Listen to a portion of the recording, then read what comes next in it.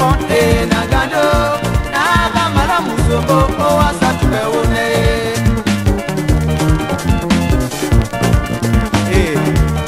imale na batubete o asamakon mo asangame olele di ala jinja yani ka ese ebe misen gando atinse mo di boss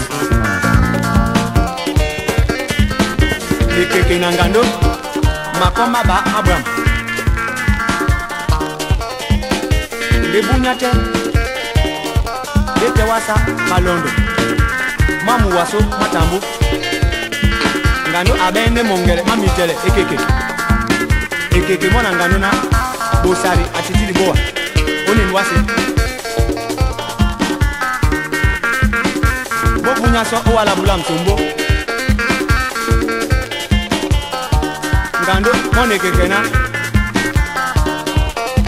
Satan abe na mbubula wa inde na dawa ekeke mona lo mweso nganda tele mlungu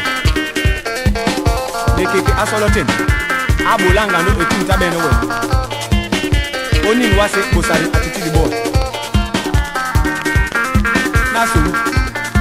nasu na wolos apre wasengae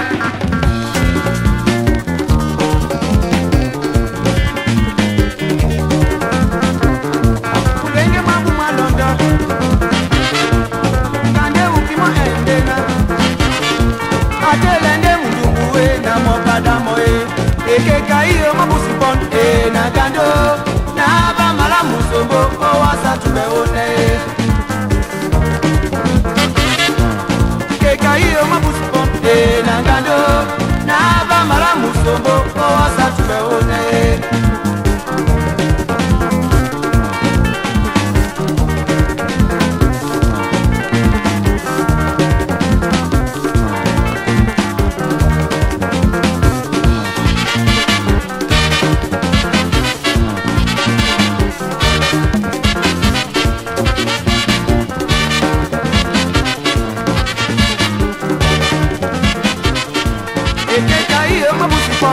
na gando na bamala musombo o wasatube one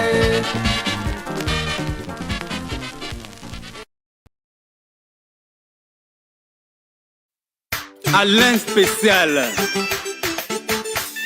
The time is now and now is the time. The truth is that Anglophones have been marginalized in Cameroon.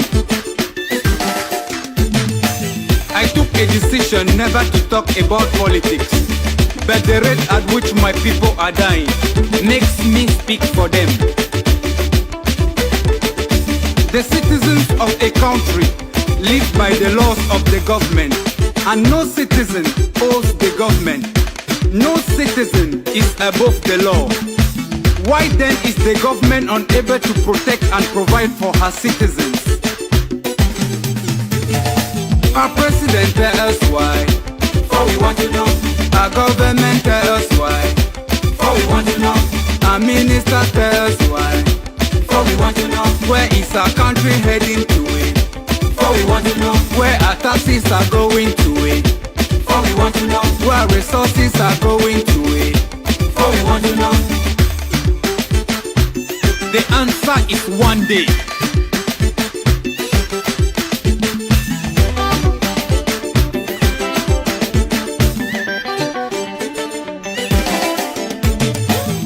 Nobody owes the government, yet we cannot enjoy good roads. Nobody owes the government, yet we cannot enjoy good schools. Nobody owes the government, yet we cannot enjoy clean water. Nobody owes the government, yet we cannot enjoy electricity. Any government that blames her citizens is a fake government.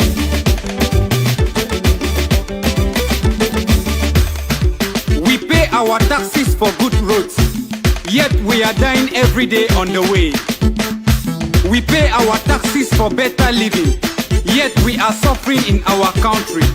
We spend our money and years in school, yet our certificate cannot give us food.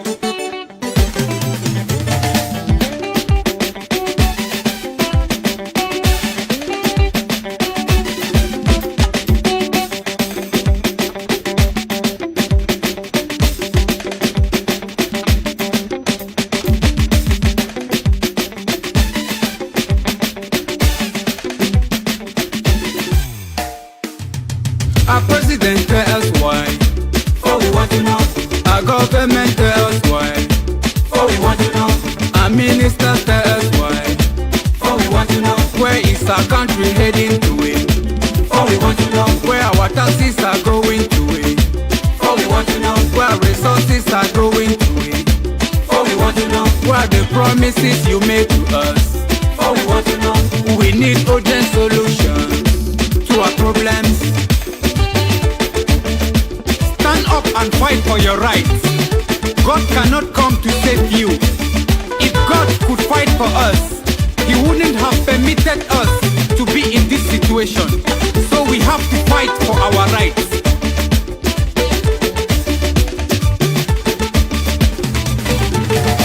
Children are fighting for the future. People are suffering, some are dying. People are fighting for equal rights. Stop molesting our children, stop shooting our people, stop stealing our money, stop favoring some people. We belong to one nation. All we need is equal rights. All we need is to have peace. What it takes to be a good leader is the love you have for your people and the rate at which you can protect them, not the level of your education. We have a lot of resources, but we cannot manage them because we have no love and respect for the people who gave us their trust. How do you feel when you have 10 dishes on your table alone for you, knowing your brothers and sisters are dying of hunger? A greedy person is a disgrace to development. Children are fighting for the future. People are suffering, some are dying. People are fighting for equal rights. Stop molesting our children, stop shooting our people, stop stealing our money, stop favoring some people. We belong to one nation. All we need is equal rights.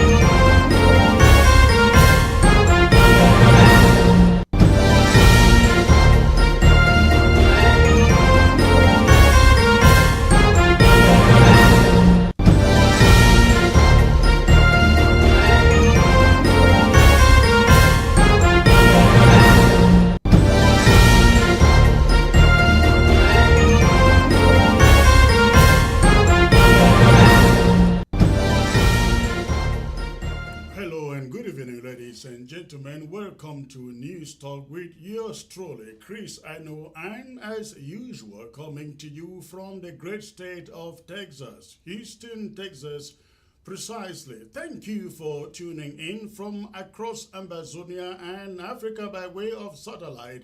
And for those of you tuning in by way of the social media, I also like to welcome you. It is going to be very, very exciting as usual as I come to you today. Please do me the favor, if you are watching by way of Facebook or YouTube, go ahead, hit the share button and let somebody know that the Anchorman is not just live, he is indeed alive.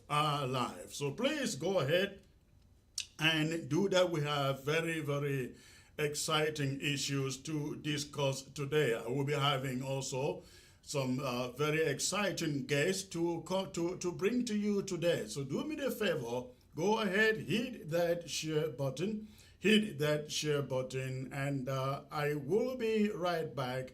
I will be right back to you, please, in a few minutes. ABS can help you reach your target audience like never before. Advertising on ABS, you'll benefit from our extensive reach and dedicated viewership. We offer special advertising packages during primetime slots and popular shows. You'll also be featured on our social media platforms, reaching an even wider audience. Don't miss out on this opportunity. Take your business to the next level. Contact our advertising team at absafricatv@gmail.com. ABS can help you reach your target audience like never before. Advertising on ABS, you'll benefit from our extensive reach and dedicated viewership. We offer special advertising packages during primetime slots and popular shows. You'll also be featured on our social media platforms, reaching an even wider audience. Don't miss out on this opportunity. Take your business to the next level. Contact our advertising team at absafricatv@gmail.com. ABS can help you reach your target audience like never before. Advertising on ABS, you'll benefit from our extensive reach and dedicated viewership. We offer special advertising packages during primetime slots and popular shows. You'll also be featured on our social media platforms, reaching an even wider audience. Don't miss out on this opportunity. Take your business to the next level. Thrive America, the flagship model, offers personalized coaching and assistance to newly arrived individuals into the country through a concierge service and one-stop resource on your phone. The app supports essential areas of integration, such as job search strategies, benefits applications, financial literacy, credit repair, legal guidance, and more. The platform aims to become the go-to resource as you navigate the complexities of settling into a new country.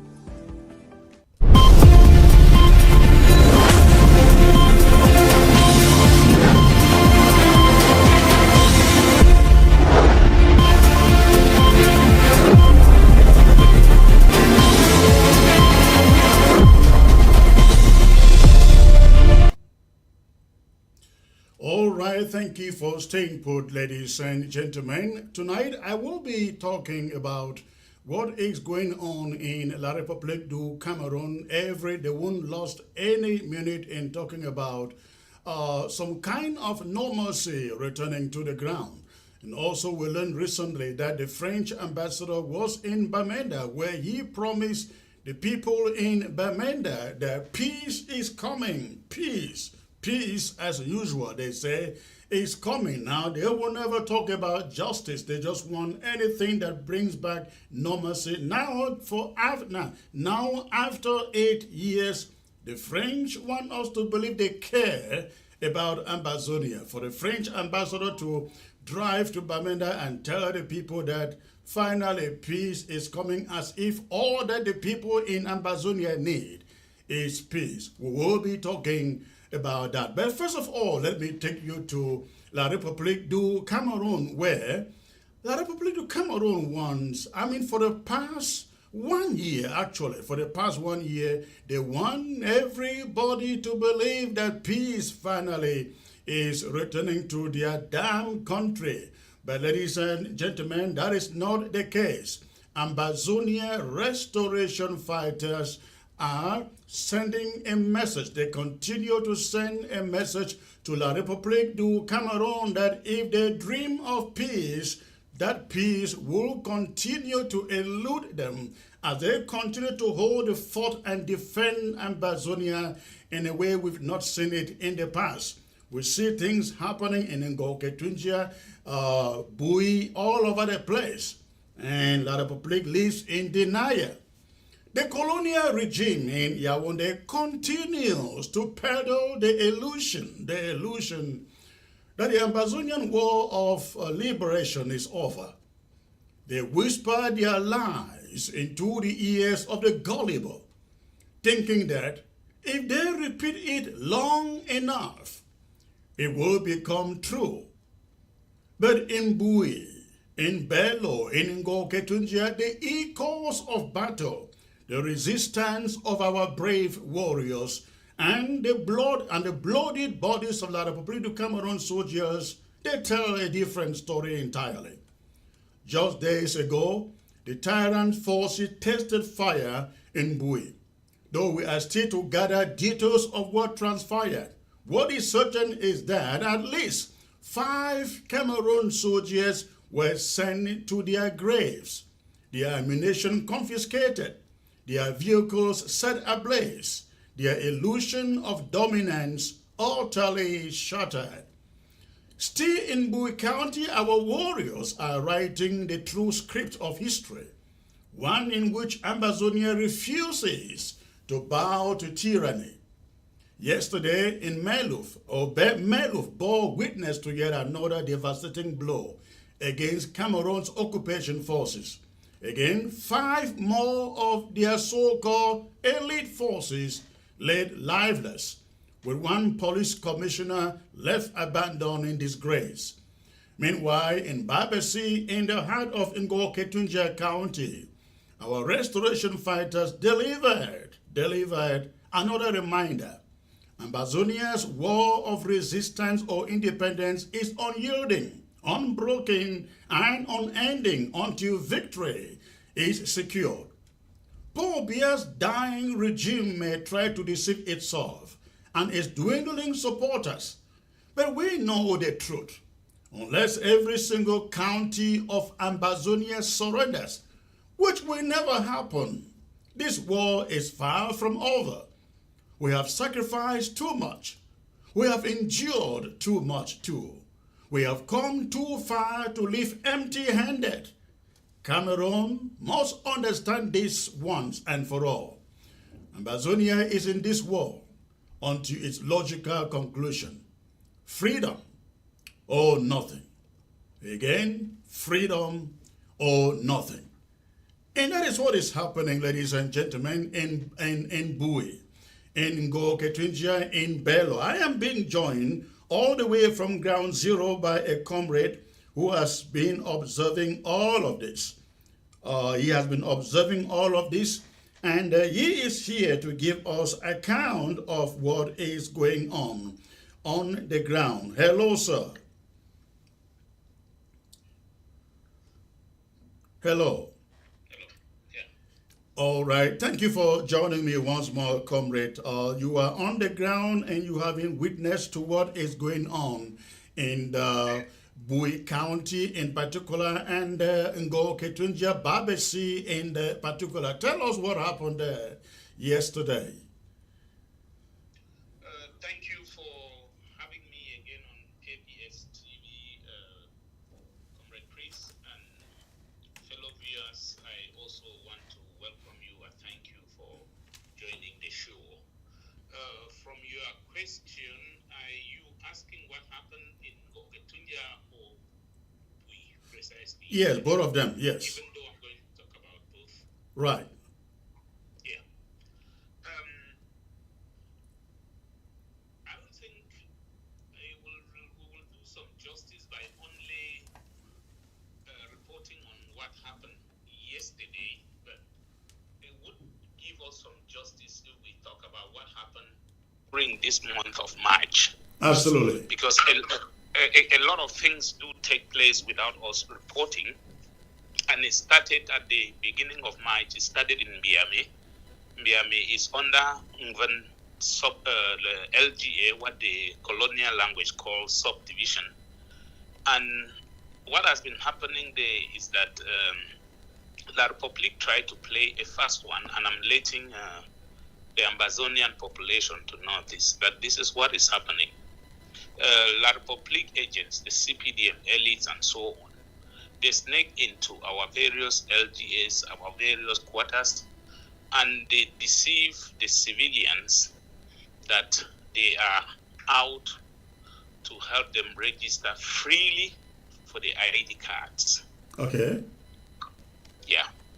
So this has already taken place in BME, and I'm raising awareness so people should know that this is a strategy and a trick they are using to get Ambazonians registered for the upcoming elections, which even if they don't vote, you will see their names appear as voters. So what they actually did was that they started it towards the end of February and continued. And before news got into the warriors, it was a little bit too late, where the warriors followed them up through the western region border towards Lib. Lib is that area that shares boundary with the western region on the eastern part of the county. Okay. So they told civilians to come and register for the ID cards for free. So when they came, they took their old ID cards for those who had, got inside, registered them, and then gave it back to them and told them that the next time they come, they wanted to know the number of people that will be needing the ID cards. The next time they come, they will then now bring the machines and other facilities that will help them register.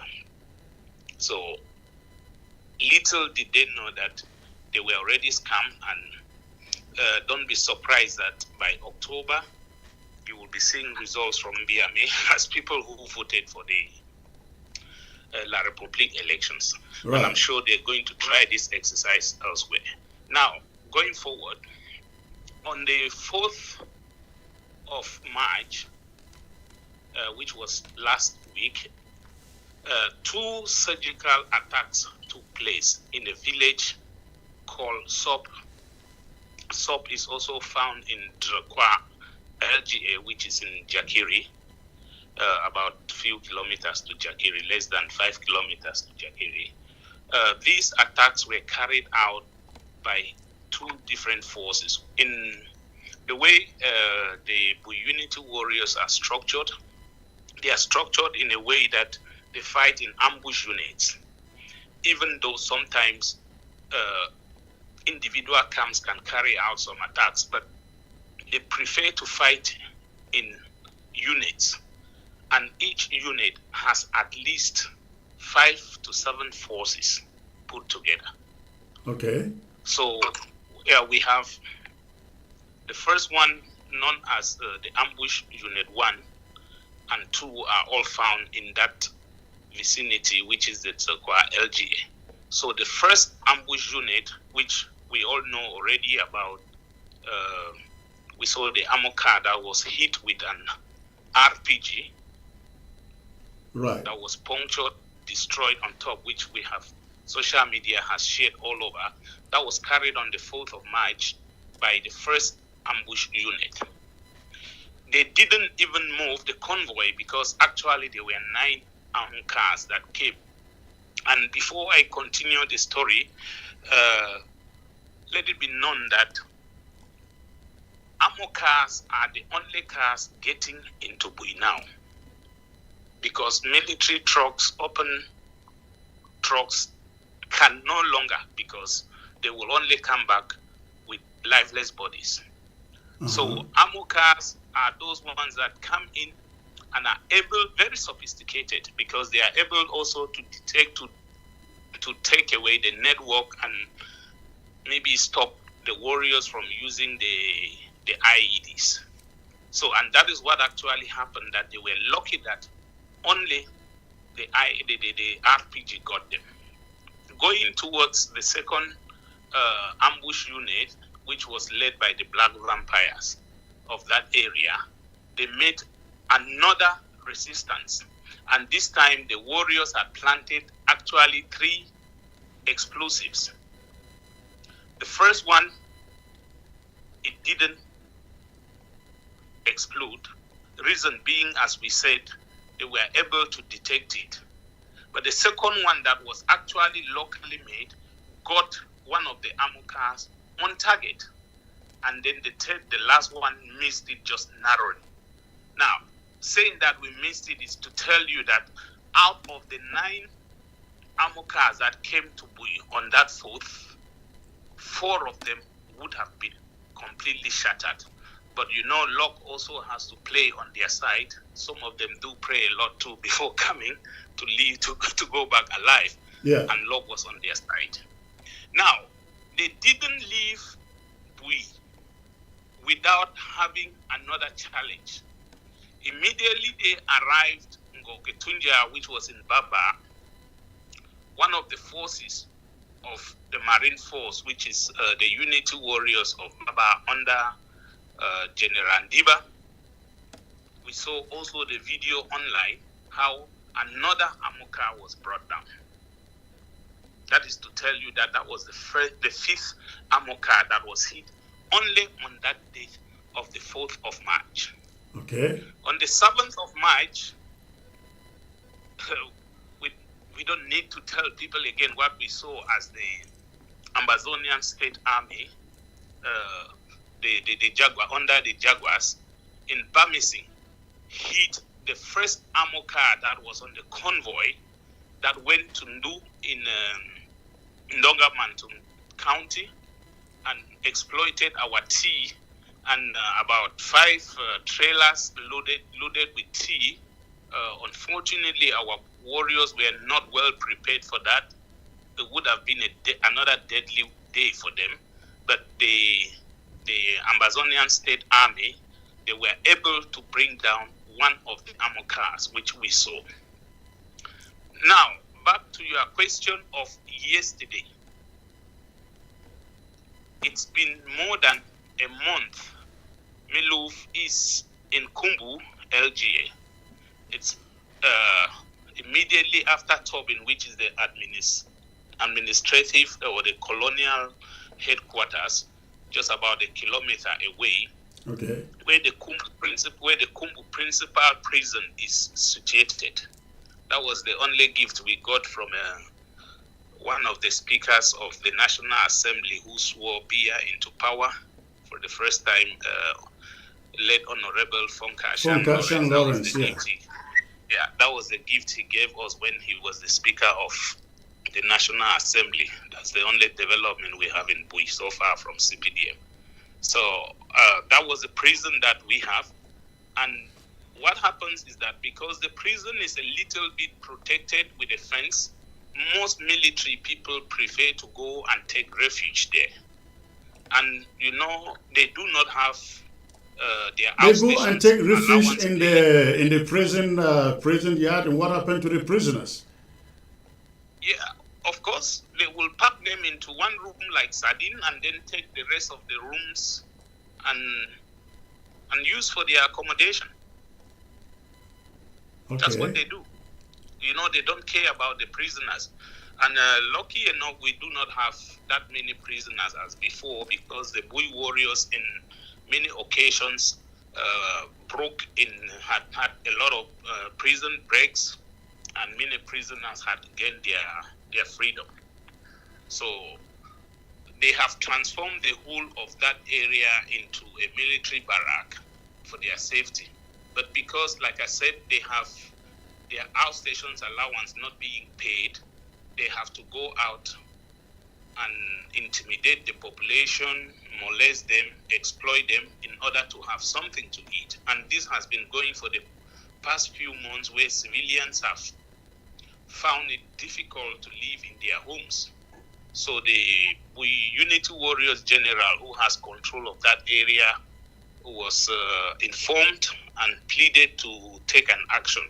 He took just 3 days to survey the area, and yesterday with the live video, which we have already shown online, that is how they got there in order to free our people. 2 of those military were neutralized immediately at the entrance, and then when the live battle, the exchange started, 2 others were neutralized. We don't need to let people know about the casualties. We know of 4. Other sources are reporting 5. Okay. We've seen even the military forums are also reporting about it, and we have seen Francophone journalists and activists are also reporting about the same incident. It's all over social media, and actually one of them has been posted. And before I finish with the issue of what happened in Miluf yesterday, I also want to say that another incident would have happened in Babisi, which is the border village between Ngogetunja and Bui. Is the last village before you enter Bui, or the first village when you exit Bui from Wainama. Okay.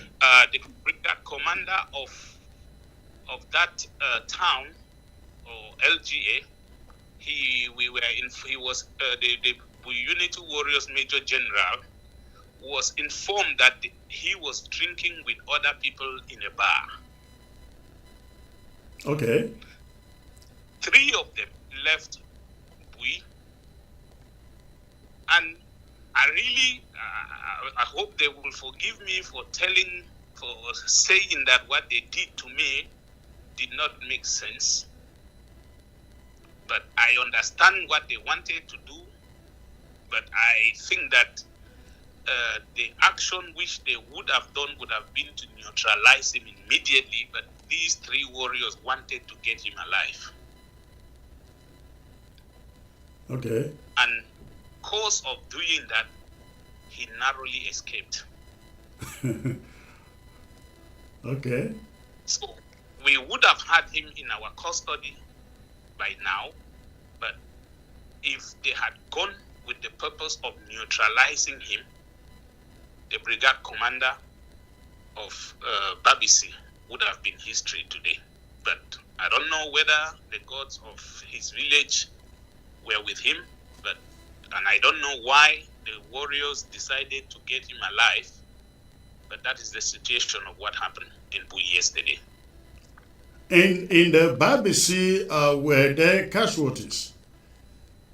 No, there were not casualties. There were shootings, but he narrowly escaped. And we haven't seen any reports of anyone being neutralized, but there were gunshots when he tried to escape. He himself was shooting and escaped and running to safety. Now tell me, all of this is going on the ground, but La Republic keeps on preaching peace has returned. I saw the famous International Women's Day, and women pouring out all over the place in Bamenda, in Boya, in Yaoundé, all over, but Ambazonia in particular. And you can tell the excitement and the propaganda that comes with. And it is all meant to tell the world that, oh, finally, we are taking control of Ambazonia. Is that what you see on the ground? Comrade Chris, thank you for asking this question. I hope we have also seen reports from what happened in Manyu and Bello, which I don't have the facts to report before I answer your question, but let us know that fighting is not only taking place in Ngogetunja and Bui, it's also taking place in other counties. Coming back to your question, Secretary, I will tell you that I am one of those who did not advocate for any lockdown on the 8th of March. Many warriors also did not see the reason for that, and they said that those who go out on the 8th of March is an International Women's Day. It has nothing to do with La Republique. And our people, sometimes they need some of these outings because they receive these gunshots on a daily basis. And sometimes it helps them to, to recollect, to refresh their minds, and to be able also to go out with their activities. What they didn't like was the idea that they go to events or areas where the colonial agents are. This is where the problem is. But if women on the 1st or on the 8th of March can come out in their quarters, in their Jangi groups, in their networks, and celebrate their rights, I think it's up to them, because we are not fighting against our people. We are defending our land. We are on self-defense, and La Republique is the enemy here, not our women, not our mothers, and not the women in Ambazonia. Now, there was a tweet that Abdul Karim, his tweet is going online. He asked a question. If life has come to normal, then why fight to prove it? Yeah. Do you get me? All these Right. dressing that they go and pay people to do. You don't need, if life has become normal, then what is the problem? Why do you go paying people 1,000 to go and demonstrate? Right. You stay quiet and life goes. So all these things are just window dressing. They are just to prove a point. And for how long can they do that? Look at the economic situation in La Republique. Look at the roads. Yesterday, the other day we shared a video. You could see even La Republique is not even able to clean their own capital. Why? Because they are trying to prove a point in Ambazonia. Right. The whole of Yaoundé is dead. There is dead refuge all over Yaoundé. Teachers are not being paid because money is only used to fight the war. They are using money to bribe, to get election. These things, we do not need to use force if life is normal in Ambazonia. Of course. This is, for me, this is the only message I have. I don't think that, we always say that peace is not the absence of war. Right. So, irrespective of what, resistance is something that has come to stay. And until we get into the table to negotiate, there will never be peace. This is my point. I have seen this. Irrespective of how people go on with their normal life, there will never be peace because there will still be surgical attacks. Right. And the military can never move freely. The CPDM people can never move freely. Why bring ammo cars? Why come to Ambazonia in ammo cars if life has become normal? Why pour the whole area with military? When we had Women's Day, there was never a military, not even a police officer. Right. But now when you have an event in Ambazonia, the place is lit up all over with the military. So I don't think that we need to fight to prove a point. It will show itself if life has become normal in Ambazonia. Everybody will see it. People will move freely. And that is the message I try to get across to every Ambazonian to understand. We don't need to prove a thing, because when there is peace, Cameroon would not need to carry out propaganda to let people know there is peace. It will be there. It will be obvious for everyone to see.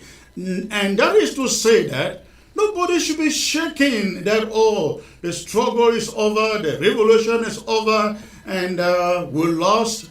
We are not even close, comrade. When people talk about losing, I have never seen ways, if it's a revolution or a struggle, in a revolution you don't lose. Because the people are determined and they know what they went in for. Right. You negotiate, you don't lose. And whatever you get at the end of the day is what the people want. Correct.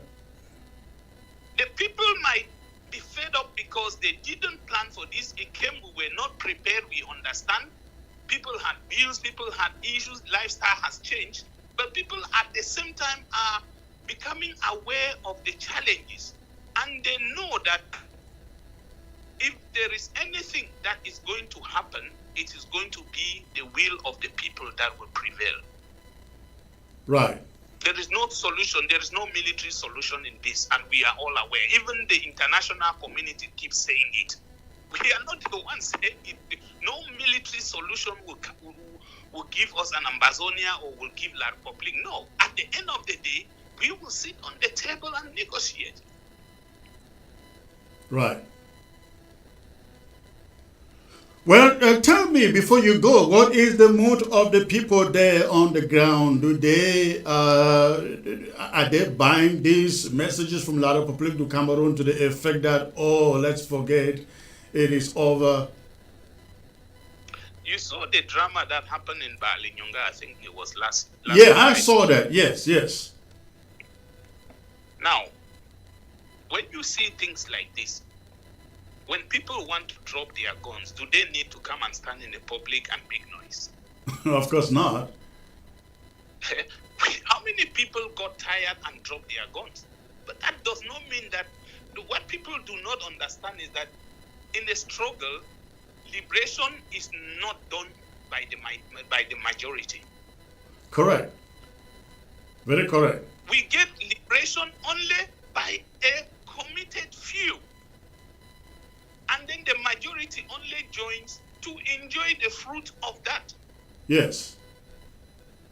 So when you see what happened in Balinyonga, it is the same thing that we are saying every time, not only in Balinyonga, you will see in Boya, you will see in Kumba, you will see it everywhere where they are trying to prove that these people have dropped their guns. Maybe one of them may be among that they will convince who will stand and talk on their behalf. Majority of them are just people bought in the quarters and given money to come to wear clothes and declare themselves Amber Boys, and those things don't work. It's the same thing we have here in Nigeria. In Nigeria, you will see they will pay people to come and cause atrocities around the borders. And when they are arrested, they call themselves Ambazonia. What interest do we have in Nigeria to be fighting civilians in Nigeria? Right. We are not even, we care about our resources that we are fighting the enemy. So this game is all over. They pay people to stage all these things. And we've been fighting even with the National Commission for Refugees to let them not fall for all these games. And luckily, they are beginning to understand. Right. It's the same case. You see, I saw you wrote also on the topic about our prisoners in Konenge. It's the same thing that is happening. They are unable to appear at a single court case or hearing. Yeah. Because they do not have a case. They are aware that if they come there and they are humiliated, they will be forced to surrender immediately. Right. And that is why even the National Assembly, they are unable to take immediate decision because it is very sensitive. The international community is aware and they are interested, and they said it themselves. They will need to involve the ECOWAS, they need to involve the National Commission, so that the human rights, so that if they are taking any decision so far, it is because the how do you call them, the people whom we are accusing, what is the name in law? The defendants, Yeah. Am I right? Right. Defendants. Yeah. Yeah, because the defendants have refused to appear, and they have also not sent in their submissions. And that is why the chairman was very categorical. You do not need to appear in person. Send us your submissions, because they do not have a case. Even the few that appeared in the court, in the hearing, Yeah. they said they didn't even know why they were there. All right, all right. Comrade, listen, thanks a lot for taking the time to be with me today. Remain safe out there, please. Thank you so much, and thanks for having me. And I will still want to appeal before I leave that all Ambazonians should rally behind our legal team that is doing a wonderful job to make sure that we get our people abducted from Nigeria free and get justice. All Please right. let us stand with them and support them. Please. All right. Thank you. Thank you. We hear that. All right, ladies and gentlemen, I will take a short break out, and when I come back, I will return to my main subject of the day, the new deception of the French. The new deception of the French. Please stay put. I'll be right back. ABS can help you reach your target audience like never before. Advertising on ABS, you'll benefit from our extensive reach and dedicated viewership. We offer special advertising packages during primetime slots and popular shows. You'll also be featured on our social media platforms, reaching an even wider audience. Don't miss out on this opportunity. Take your business to the next level. Contact our advertising team at absafricativ@gmail.com. ABS can help you reach your target audience like never before. Advertising on ABS, you'll benefit from our extensive reach and dedicated viewership. We offer special advertising packages during primetime slots and popular shows. You'll also be featured on our social media platforms, reaching an even wider audience. Don't miss out on this opportunity. Take your business to the next level. Contact our advertising team at absafricativ@gmail.com. ABS can help you reach your target audience like never before. Advertising on ABS, you'll benefit from our extensive reach and dedicated viewership. We offer special advertising packages during primetime slots and popular shows. You'll also be featured on our social media platforms, reaching an even wider audience. Don't miss out on this opportunity.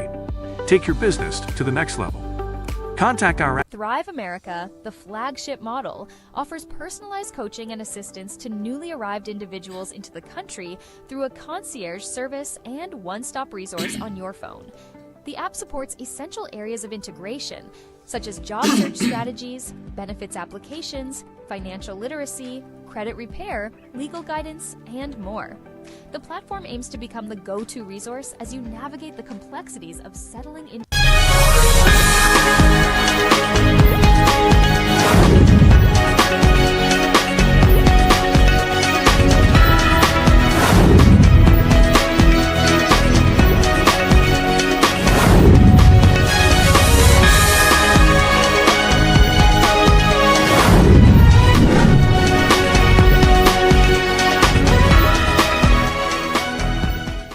All right, thanks for staying put, ladies and gentlemen. At this moment, I will be taking you to my main monologue. My main monologue for the day that has to do with what France is trying to accomplish at this moment in Ambazonia on behalf of its student, that is La République du Cameroun. Please, it is very critical that we all take this message, especially if you are on the ground in Ambazonia. We need the French to know that we are not fighting this war for half measures. We want a situation where real solutions, not half solutions, are prescribed. Once again, ladies and gentlemen, France has inserted itself into the Ambazonian conflict, parading as a neutral mediator while scheming behind closed doors. On or about February the 27th, the French ambassador to Cameroon, Thierry Marchand, alongside representatives of the European Union, that is the European Union ambassador, Italian ambassador, German ambassador, Belgium ambassador, they were in Bamenda, making grand declarations about resolving the conflict in a few months. This sudden display of concern, after 8 years of silence and complicity, should send alarm bells ringing across Ambazonia. What exactly are the French up to is a question. Let there be no illusions. France is not in Ambazonia to seek a fair and just solution. France has never had an interest in a free and independent Ambazonia. And this latest move is no exception. Instead, what we are witnessing is yet another well-orchestrated attempt to serve the interest of La République du Cameroun. France is not here to end the war. They are here to create a temporary calm, ladies and gentlemen. Just enough for La République du Cameroun to organize its upcoming elections and manage its political transition without interference from Ambazonian forces. France, acting as La République du Cameroun's chief lobbyist, is merely setting the stage for the regime to maintain its stranglehold over Ambazonia. If France genuinely cared about resolving this conflict, why has it remained silent for the past 8 years while Ambazonians were massacred, villages burned, and thousands forced into exile? Why did France continue arming La République du Cameroon's military as they slaughtered innocent civilians in Ambazonia? Why, after nearly a decade of war, is France suddenly taking center stage? The answer is simple. France is only interested in preserving its economic and geopolitical interests by stabilizing La République du Cameroon's colonial grip over Ambazonia. Ambazonians must reject this dishonest ploy. France and its allies are not coming with clean hands. If their promise of peace or resolution of the conflict is sincere, let them answer this. Who among Ambazonian stakeholders are they consulting? Who represents Ambazonia in their consultations? The truth is that France and its European partners will assemble a hand-picked group of federalists and regime apologists, stooges, who will do Yaoundé's bidding while pretending to speak for Ambazonia. This is no different from the disastrous so-called Grand National Dialogue, a stage performance designed to create the illusion of peace while changing absolutely nothing, zero. Ambazonians must stand firm and understand the fundamental reality of this conflict. There are only two camps, only two sides to the conflict. On one side are those who wish to maintain Cameroon as a single entity, whether in a unitary or federal state. On the other side are those who demand full independence for Ambazonia. Any peace process, therefore, that attempts to impose a compromise without addressing this fundamental divide is doomed to fail. France must be reminded that Ambazonians do not recognize any special status under La République du Cameroon's constitution. They reject any fraudulent arrangement aimed at keeping them under Cameroon's rule. The people of Ambazonia will decide their own future, and no foreign power, least of all France, has the right to dictate terms to them. Moreover, let the French understand that those they dismiss as separatists are the ones who control the fighting forces, the firepower in Ambazonia. If France believes it can gather a few La République du Cameroon sympathizers, hold a conference, and declare a ceasefire, they are wasting their time. A real and lasting resolution will only come when both warring parties, the true Ambazonian representatives, and La République du Cameroon sit down and engage in honest, transparent negotiations about the root causes of the conflict. Anything less is a charade that will collapse, just as the Grand National Dialogue did. Ambazonians, be one, be one. This latest French maneuver is not an effort to end the war. It is an attempt to pacify Ambazonia, just long enough for La République du Cameroon to stage its elections undisturbed. We must not fall for this deception. We must reject any process that does not grant us our rightful path to self-determination. Ambazonia's struggle for independence is not a bargaining chip in France's geopolitical game. If France and its allies believe they can manipulate us into surrender, they are in for another failure. The Ambazonian resistance is stronger than ever, and no amount of diplomatic trickery will change that. Let the message be clear. Our resolve is unshakable, and Ambazonia's independence is non-negotiable, ladies and gentlemen.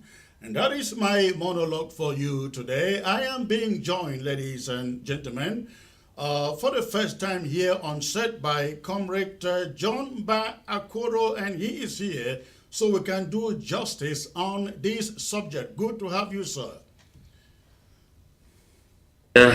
Nice being on your set, Chris. It's my pleasure, and I'd like to take this opportunity to extend hearty regards to the people of the Southern Cameroons, to the people of Ambazonia, and I really want to, congratulate all our people, especially those on ground zero, for continuing to hold very tight, for continuing to hold the front lines. I also want to extend special regards to those in the diaspora who have refused to, stand on the sidelines and watch how our people are being decimated. Those who have decided that they will be in the independence train all the way onto that great day where we will scream with very loud voices, free, free, free, at last we are free. Because like it or not, Chris, for some who don't know it, we are definitely going to be free. Despite the machinations of the French and all of that, we are already so used to all those antics. And as we're going ahead in our discussion on this slot, I'm convinced that people will get more and more information to comfort them to the extent and effect that France is in a very bad shape in international politics right now. And that is why they will be so anxious to get something you will call a patched up affair. But that is definitely not going to work. The Southern Cameroonians, aka Ambazonians of today, are not those of 1961. And I guess that the French should already be very well aware of this. So I'm delighted to be here. Thank you for your invitation. Thank you for coming on, comrade. Professor Anyangwe was also supposed to be part of this. Unfortunately, he's got some technical issues, but he was supposed to be joining by way of audio. I don't know whether he is hearing us. Prof, if you can hear us, just make a signal over there. We will be able to hear your voice here. If we cannot see you, we can hear your voice if you are listening. But John, let me get back to you.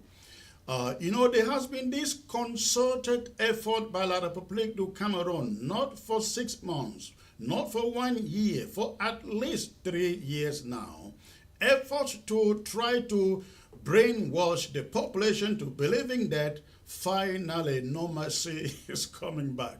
Finally, normalcy is coming back. But this normalcy continues to elude them.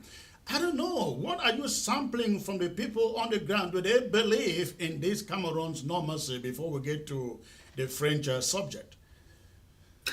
If I talk to 10 people on the ground, 8 out of those 10 people remind me every day that we will stop at nothing short of independence. And this should tell you very clearly where we are. The people on the ground have had one concern, and they continue to have that concern over time. And I've taken time off to explain to our people on the ground why this concern is recurrent. The concern they have is about kidnapping for ransom, and I tell them what I've repeated on my platform over and over, that 80% of those who are kidnapping for ransom are really not those people fighting for the freedom of Ambazonia. Well above 80%. You will recall, Comrade Chris, somewhere in 2018, I think I had a telephone conversation with you before I actually went on the air to talk about this. That there was a meeting held that was in 2000 and towards the end of 2018 at the residence of the former forestry minister Tany Mbianyo Clarkson at Elever in Yaoundé. At that meeting, they agreed because they were fighting over the prime ministership and not Young was the prime minister, and they were frustrated that the bulk of the fighting was in the southern zone. And they agreed that they were going to hire people, some from Nigeria, others will be taken out of prison from everywhere, and send them to the northern zone and cause them to go out there and commit serious exactions on the population, because they needed to show that they needed to do extreme brutality on the population to achieve two things. Number one, show that the fighting was not only in the southern zone as they were fighting to take back the prime ministership. Number two, they needed to turn the people against their own very aspiration. And so, therefore, you have noticed that in a lot of instances, when they have actually traced the numbers of those who are actually carrying out this kidnapping for ransom, it ends up that most of the time, the accomplices are soldiers of La République du Cameroon. So this kidnapping for ransom thing, and I mean, it's actually meant to cause the people a lot of pain, so that the people begin to say that it is better to remain with La République du Cameroon if this is what they will get with Right, independence. right, Unfortunately for them, with the so much education that we have conducted out there, and don't forget that John Frundi of blessed memory also said several times that a lot of the members of the CPDM crime syndicate have their own set of Amber Boys in quotes, whose role is to exact serious pain on the population to come back and tell them that you see, these are very bad boys, they are not our boys. This thing of independence is a very bad thing. Let us stay where we are. This is a major campaign we should carry out and continue to press with our people to recognize this. Fortunately enough, there are a lot of moves being taken here and there to begin to capture and identify most of these kidnappers, because they are really not people involved in our liberation movement. We have seen a lot of videos of them on display. They right. are not of us. They are actually, it is actually still a strategy by France through La République du Cameroon to discourage the people from fighting for what they stand for and for what they believe in. There is no such thing as normalcy. It doesn't exist. If there was normalcy, nobody will need to tell you that there is normalcy. They will not be struggling every time to say, let's at all costs for Women's Day. They were doing everything. They wanted to stage a big demonstration in Bamenda. You and I saw what happened. Right. It's a struggle they have taken over the years. For 8 years, they've tried this same thing. Don't forget, Chris, La République du Cameroon is a system that lives and thrives in make believe. They never live in the real world. So don't expect them at any time to talk about real things and real situations. They live in an imaginary world where all problems are solved by presidential decree and by hallelujah to Mr. Paul Biya. Right. Let's get back to this French subject. The French ambassador drive to Bamenda. Now, I have learned from somebody who was invited to that meeting that it wasn't only the French ambassador who was there, the Belgian ambassador was there, the German ambassador was there, the EU ambassador was there, then the Italian ambassador. They were all in company. They descend on Bamenda and tell the population they shouldn't worry. In the few months to come, there will be a resolution to the conflict and peace will return. I don't know. I would like to have your take on what you see there. To me, I have said I see it as a ploy for them to try to placate our people to come around, carry out their elections, and then after that, everything goes back to normalcy. But more to there is more to that. But I'd like to get your take on what you interpret out of it. Chris, I know I have told the people of the Southern Cameroon several times, and I will repeat it even right here. France is the diplomatic powerhouse of the world.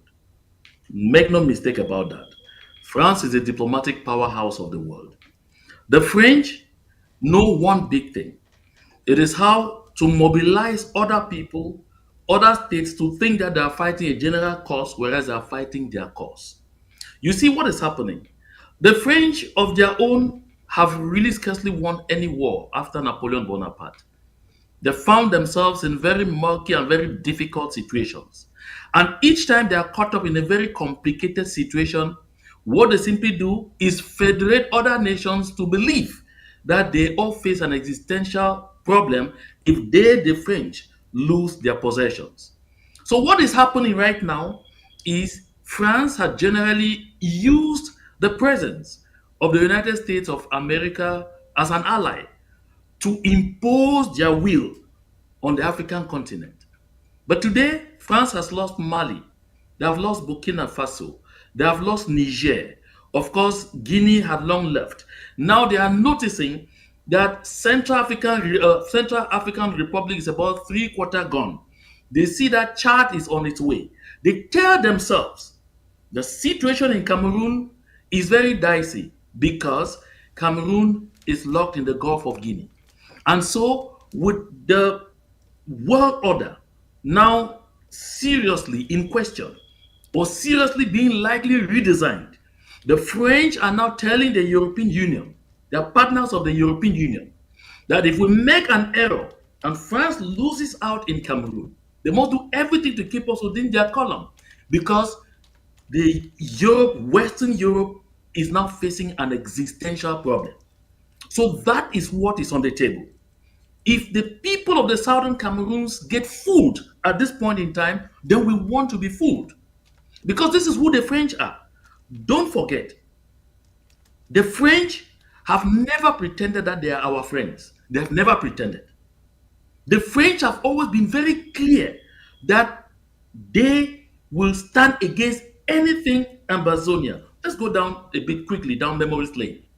One, in 1961, not only did France vote against independence for Ambazonia on the 21st of April 1961, but the French mobilized all their colonies in Africa to vote against independence for southern Cameroons. Mali was the only country that decided to break away from the French. So France mobilized every country, including La République du Cameroun, with which we were achieving independence, to join to vote against independence for the southern Cameroons. Don't forget also that it was the French, because of the discovery of oil in southern Cameroons, who insisted on with Amadou Ahidjo to hasten the end of the federal system, to give them unfettered access to our land. So the French, even during sessions with the European Union, during this conflict, when they wanted to talk about sending intervention or showing greater presence with the situation between the southern Cameroons and La République du Cameroun, a French representative made clear at that session that she felt they were being so unfair to Mr. Paul Biya and his regime, so unfair for all the efforts that La République have been putting in to make sure that the people of the southern Cameroons are comfortable, and that we were even having more than our fair share of better treatment than we should even have deserved. The French representative never minks words saying that. Don't also forget, on the 2nd of February 2019, I had an outing, and that is still on my YouTube channel, the JMA Connection, for anyone to go refer to. 2nd of February 2019. I had information right from the presidency in Yaoundé that the French were going to come in to try and distract us in the name of mediation through the Swiss. That was long before the Swiss came in. There are too many things that the French have done to try and frustrate our liberation movement. So when you see France now come today and put it in your head, Chris, France is party to this war. Of course. France is not an observer. It's not just a foreign nation. France is a party to this war. Yeah. Because this war in Ambazonia is actually a French proxy war being fought by La République du Cameroun. Once you already know, therefore, that the war that we are facing, the genocide in Ambazonia, is a French proxy genocide exercise, then you should understand that nothing good can ever come out of France. I like to refer you to the tweets by our good friend, Honorable Tibonagi, who pointed out several times that if what is happening to the people of the southern Cameroons were happening, just 100 of it were happening to the people of Quebec in Canada, the French would be on every rooftop screaming. That's because they consider the Quebecois human beings. Yeah. But the French see the people of Ambazonia as either subhumans or animals that only need to be treated as slaves. So, to your point, very clearly, nothing good, nothing at all should be expected from France. Anyone going to sit in any peace talks or anything championed by France, you are simply insane. Rather than going to sit for anything that is peace talks or whatever championed by France, just surrender. Because that is another word for total surrender. The French today are faced with an existential crisis with their presence on the international scene. So they will mobilize, bring people from the European Union, bring people from there and there to parade before us a mirage, to have that feeling that everyone is against us. If we don't accept what is on offer, we are going to have it very rough. Make no mistake, the international order is about to change. And the French know that it will change and it will not favor them. Well, I think it is They will already end up changing before for us, as long before as the us French. mirage. I think it is already changes. It is already changing for as long as the French are concerned. Because look at Africa. How many countries have kicked out the French army? The Ivorians have. The Senegalese have. Mali, Burkina Faso, Guinea. They are kicking out the French, and I think the French should be very worried that if they do not support Ambazonia, they are also going to lose in Cameroon, because Cameroon offers them basically nothing. Their bread basket in Cameroon is Ambazonia. And you made a mistake there, Chris. Okay. I just want to jump in very quickly. Don't say that the French thought that if they don't support Ambazonia, the French are not supporting Ambazonia. Of course, will we know not that, support yeah, Ambazonia. but they can change their Will mind, right? never support Ambazonia. Yes, the French can only come in to create illusions in the minds of southern Cameroonians so as to keep them under La République du Cameroun so they can continue to have unfettered access to our resources. That is all the French want. The French know clearly that the day we have completely kicked La République du Cameroun out of our land, for them to have access to our resources, they will have to do fair deals, clear deals.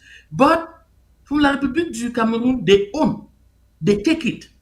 Nothing for the owners. That's why the people of Ndian, from where oil is coming out, they have no road to lead to their, to the headquarters of that county. where the oil You can't is. get to Mundemba. You can't get to Ekondo Titi. La République's figurehead Prime Minister, John Bute Joseph, can't even get to his village of Bogongo very easily from Kumba. This is the truth. So the French can never ever help or stand for Ambazonia. Never dream it. Cancel those words. In relation to France, look at it always as poison. So if the French stand ahead of anything, shake your shoulder and move on. This has to be very clear to our people. Yeah, no, you are absolutely on point there. The question is, where have the French been? Now, do not forget, suddenly they show up and they want us to believe they now care for Ambazonians, and they are doing everything to see that peace returns. But they forget to remember that the weapons that Cameroon is using to kill our people, slaughter our people, they supply it. They are providing Cameroon with the money that Cameroon is using to fund this war. I don't know, how do they think that we can believe in what they are saying? Chris, I know you recall I did a show on the JMA Connections in which I talked about, I produced a very sacred document from the Betty clan, which talked about what they call la stratégie de conservation du pouvoir. And in that document, they talked about their stranglehold on the southern Cameroons. And they mentioned clearly, it was written in bold, that they have the French support 100%. They can do anything in the southern Cameroons and they have the French backing. I'll give you evidence. When the United States of America in 2019, and that was during President Trump's reign, President Trump's first term, Yeah. decided and forced through that the situation in the southern Cameroons needed to be discussed at least at the UN Security Council. You recall who opposed? Who The do you recall? French. Who opposed the most? France. And when finally they pushed it in through the Ariel system, you recall who watered down, who struggled to water down everything? France. Right. So the French dangled the possibility of pulling out their veto if the Americans push through to have the situation in the southern Cameroons discussed as a standalone item at the UN Security Council with a resolution. So it must be clear, therefore, to all Ambazonians, the French are the real enemy. Don't ask the question, where have the French been? The French have never hidden, they have been in plain sight. They have been operating and acting in plain sight, clearly ensuring that our people are crushed. We have the French, they even have people in Yaoundé who are working with them round the clock to ensure that Ambazonians are killed in droves, in many numbers. The the policy that La République du Cameroon is using in Ambazonia, burning down houses, carrying out collective punishment, is a French policy. The Scotch policy is a Yeah. French policy. It's Yeah. with advice from France.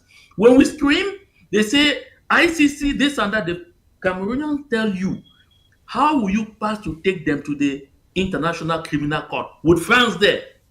So La République du Cameroon has never pretended that they can carry out all kind of evil exactions, roast people alive in the southern Cameroons, and go with it because France, on whose behalf they are fighting, has the veto power at the UN Security Council. Will cover their tracks. Will be there to make sure nothing ever happens to them, to any of them. You see the things that La République du Cameroon is doing in Ambazonia. They are worse than what the Russians are doing on the Ukrainians. But you see the French shouting on every rooftop, mobilizing people to push back Russia, but at the same time providing all the weaponry possible for La République du Cameroon to crush the people of Ambazonia. How do you call that?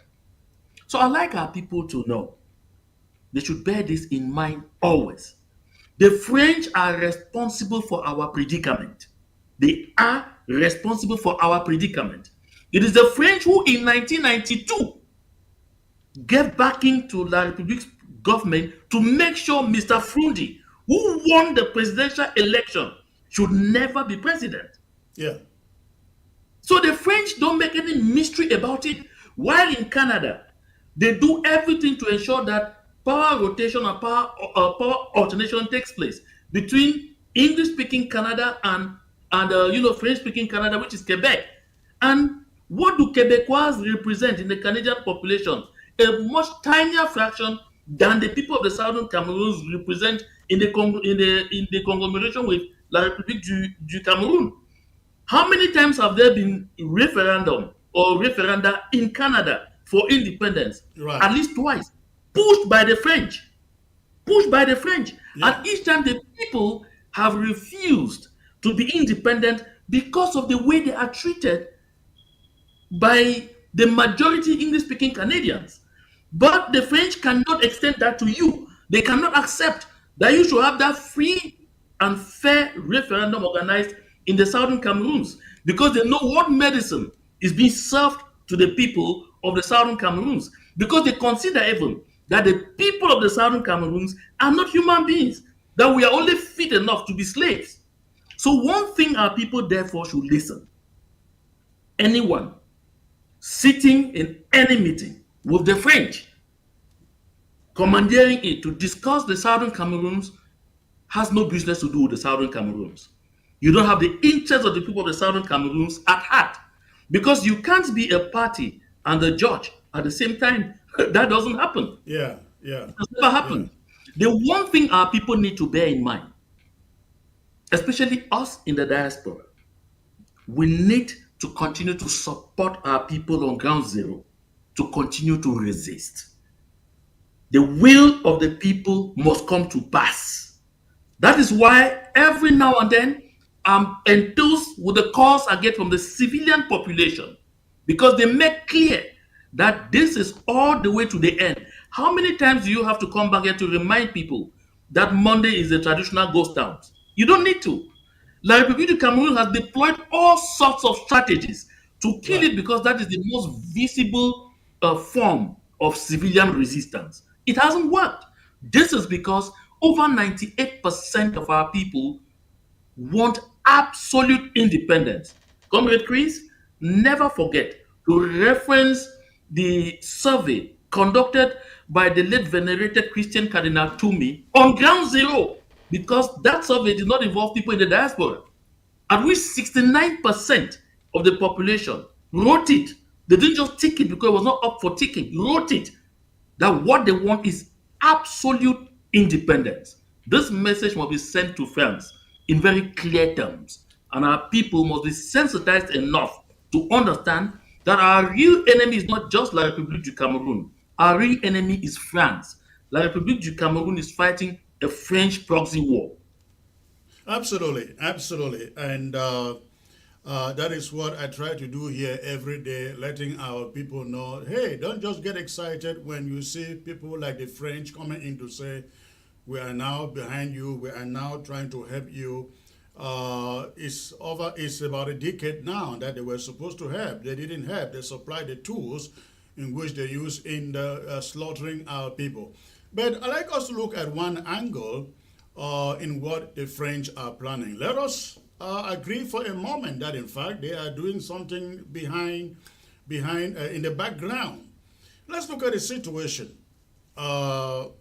where the French gather some federalists, possibly some of those in prison, some of those leaders in prison, maybe promise them some positions in a federal republic of Cameroon of 20 states or 10 states or 15 states, whatever, and they emerge from there saying, no, let me hold on to that. What do you think of that scenario? Do you think it holds water, where they handpicked a few federalists or some people like maybe the couple Daniels of Ambazonia and get them sit on the table as independentists, and they come up with a ceasefire and a release of prisoners and a promise of position to some prisoners, and then they say, finally, the peace is solved. Do you think that holds water?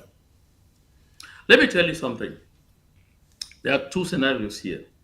The first scenario is one, they try that kind of attempt, gather some people like you're saying, and the people come out and say, okay, this is what we have agreed, this is what we're bringing to you, this is what we are bringing to you. It will end like the Grand National Monologue. I'll tell you why. Did they not have Southern Cameroonians in the hall there? Have you forgotten that the chairperson of what they call the decentralization committee was Mr. Ngole Philip Ngwese, who is now the High Commissioner to Canada? Ngole Philip Ngwese. They were English speaking. They had a lot of our people there. And they said, we are giving special status. Now, the first question that you ask, because I saw Barrister Agbobala asking the same question, but where is the special status?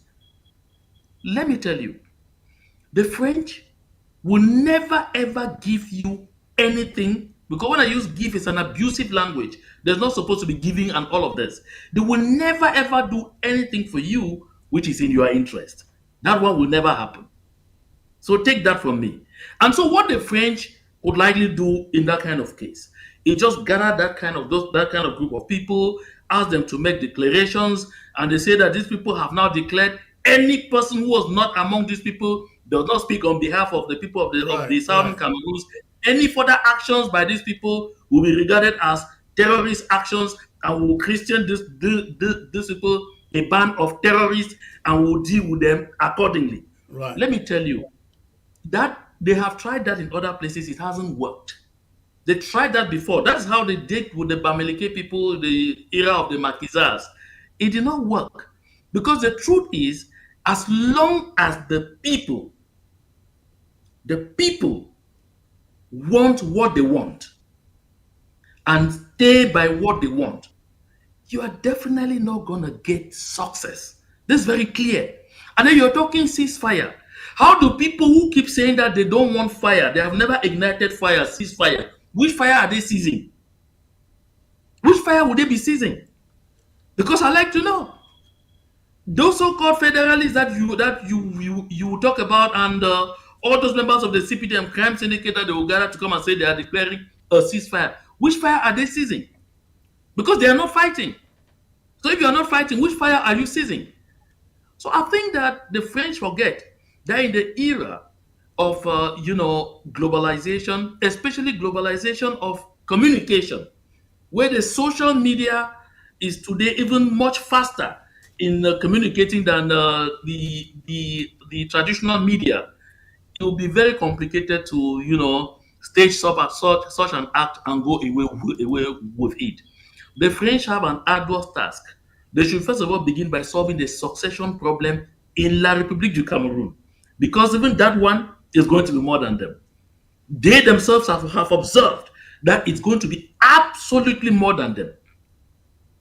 But I want us to look at this, comrade. Look at this. If the French succeed to bring in the European Union, the European Union, that is Germany, Belgium, Italy, Spain, into any agreement they reach with the proxies and the apologies, they succeed to gather together in the name of a peace conference. The danger there is the U.S. may just say, okay, you guys in the diaspora, go and listen to what your brothers have decided. There have been a peace agreement. We can no longer support you sitting in the diaspora and trying to destabilize a country or a government. Don't you think that is dangerous on our part?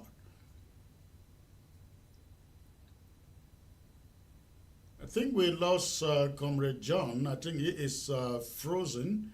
I hope that he will quickly get back on the line. Let's see. Let's hope that he gets back and the lines are good at his end. So, but ladies and gentlemen, because we have to look at this scenario very critically if you are an independent seeking Ambazonian. And we have to think and strategize with the knowledge that we gain out of this.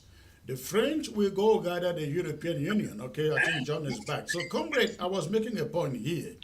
Consider this situation where the French gather the European Union, that is the Belgians, the Germans, the Italians, the Spanish, and all of the composition that is the European Union, and get their support, and they sit down maybe in Boya or in Douala, Yaoundé, or Bamenda, and come up with a resolution that calls for a ceasefire with these our other comrades on the table. Now, my fear is you have a situation where in the diaspora, governments like the USA can say, well, we can no longer allow you to sit here and destabilize a country or a government because there has been a peace settlement. And you know the ability of the French to prevail on the Americans. We all know this game is a game of interest, this sphere of interest and of influence. And America knows Cameroon is a sphere of influence for the French. Don't you see that danger there? No, I think you are making it sound so easy. It's not as easy as it sounds. Let me draw your attention to this. Don't forget that France's sphere of influence in Africa is today being attacked by other actors. It will no longer be just an affair of the European Union. When Niger was going, France had the ear of the American government. Of course, France had the ears of President Joe Biden. But you notice that the American government refused to intervene. The American government refused to intervene. They observed. The French did everything, mobilized ECOWAS, did all kind of things, played all kind of parade charades in all corners and all whatnot, used ECOWAS to give ultimatum upon all of that. It did not work. It did not work. Why didn't it work? Because the American government had learned its lesson from what happened in Libya. The American government had learned its lesson from what happened in Cote d'Ivoire with Laurent Gbagbo. And so the French can no longer take the American government for a ride. And don't forget, despite all the screaming and the shouting and all of those things, whether the French like it or not, the global order is changing. It's no longer possible for France to stage those kind of things. I want to be very clear here to our people. Let's not create a monstrous image in our minds, and we base our attention on watching this monstrous image, and we getting frightened. Even among those European nations, there are nations that know and recognize the challenges the people of the Southern Cameroons are facing. They recognize the difficulties the people of the Southern Cameroons are facing with La République du Cameroun. Don't forget, the Italian government had reminded the French that they were living off of Africa. Right. Look at the actions and positions of the Italian government, even vis-a-vis the situation in Ukraine, even in a dire situation like this one. It tells you the Italians will not just be dragged into anything like that by the nose. So I want to let our people understand. The Americans were there when Burkina Faso kicked France out. The Americans were there when Mali kicked France out. The Americans were even also there. The Americans were even present in Niger when the people of Niger kicked France out. And the American troops that were there have either totally been withdrawn or have been totally withdrawn. So one thing we should be clear about is that today, more than ever before, the Americans know that they cannot let the French pull them by the nostril.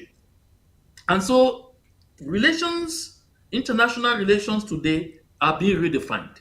That thing called spheres of influence are being redefined. So there are a lot of things, there's a lot of mutation going on in the international scene. And this is the time more than ever before for the people of the Southern Cameroons to make our case, to show strength, to make our case very clearly. And this will be a defining moment in our quest for freedom. This is a better, not a bad moment for us. Making this moment a better moment for us depends on us. Making it a bad moment for us depends on us. If we continue to stand on the fence and tell some people that, oh, that your Ambazonia, don't come and talk to me about it, that your thing, let me be clear here, Comrade Chris. Let me be very clear to you. You see, a lot of people in this liberation movement who were diehards are facing choices either to stay supporting the liberation movement or withdrawing, because they say the same people that they thought were fighting for our freedom are targeting their families. This should tell people who these people are. Because you notice, once they identify that you are a key supporter of the Southern Cameroon movement, you are based in the diaspora, they send people to go kidnap your family and ask for heavy ransoms. Yeah, yeah. And you think that is Amber Boys. No, it's not Amber Boys. These are people who are controlled by people like Fu Jonathan Mojengni, who are controlled by Atanga Ponji, who are controlled by Fortabe Tando, by all of those people. Those members of the CPDM crime syndicate are the ones controlling those people. And so to make sure that you and I turn our attention from what we really believe in, from the freedom we seek, they make sure they bring pain upon us and give us the impression that that pain that we are feeling is inflicted upon us by the same people who are supposed to be fighting to free our land. This is a dynamic that we might not have communicated on so much for our people to take note of. But it is a very important dynamic our people must know. All of these are French tactics. These are all French strategies. Some of our people are falling for it. If we really say we want freedom, we want to stand for this freedom all the way to the end, we have to bear this in mind. If you are not touched, you see, they identify them. Look at what happens even on ground zero. They identify, but they suspect. If they suspect that you may have some light sympathy for the independence of the people of the southern Cameroons, people will come and kidnap you. You look at what happened to Justin Chang in Bamenda lately. Yeah. They will tell you that they were amber boys who were kidnapped, but he had been living downtown. The question in the minds of La République du Cameroon and the CPDM, members of the CPDM crime syndicate was, why is he living downtown freely? If he's living downtown freely, when most of them are hiding up station and can only come down in armored cars, it means he is a supporter of the cause. It means he is supporting the boys. It means the boys know him. So they have to send people to go and capture him. So that it turns out that, you see, the boys have wounded him. Whereas it's nothing about that. Our people don't target our people. Our people are focused on seeking independence for our land. I am with the civil society. I work relentlessly with foot soldiers who go from community to community, building bridges between the self-defense forces and the civilian population to ensure that we minimize losses in terms of civilians. Why? Because we understand from the civil society viewpoint that where there is discord, a lot of our civilian population die for nothing, die in crossfire for nothing. They are set up either by dubious elites who want to use them to achieve some aims and have political appointments, or set up by those who want to maintain their positions, or set up by those who want to get an ascendancy. So we make sure we build them to understand that don't get involved. When two elephants are fighting, don't transform yourself into the grass. And the local people come back to us with vital information that informs us to the effect that they themselves are realizing that a lot of these kidnappers are not people working for our liberation movement. And I this like is a us thing. to, yeah, I like us to look at one angle to this potential mediation by the French. I don't know what you make of, recently we have seen Capo Dania and a certain APAJ, Alliance is it for Peace and Justice, emerge with groups from every nook and corner, but groups that you cannot even recognize who they are, where they are coming from. You also saw, I guess, recently Milan Atam coming up with these caucuses of independentists and federalists. What do you make of what you see? Do you because I am kind of having actually some people have brought this to my attention that these groups are not unconnected to what the French are trying to do on the ground. I don't know, what is your take on these groups and what you think they are out for? Comrade Chris, in every situation like the one we are locked in, you always have opportunists. And don't forget, the way the French have always operated is they operate with people from within that they try to use from within to implode Yeah. any form of resistance. And so I really don't want to get in any name calling. Long story short, our people know who their shepherds are, and the shepherds know their people. I suppose very clearly that the people of the southern Cameroons today are so sensitized, so educated on our situation that not any Tom, Dick, or Harry can easily carry them sway. You may have a few who get confused, but before the sun goes down, they will meet one or two others who will bring them back to the fold by quiet education. The job for our liberation movement was not done today.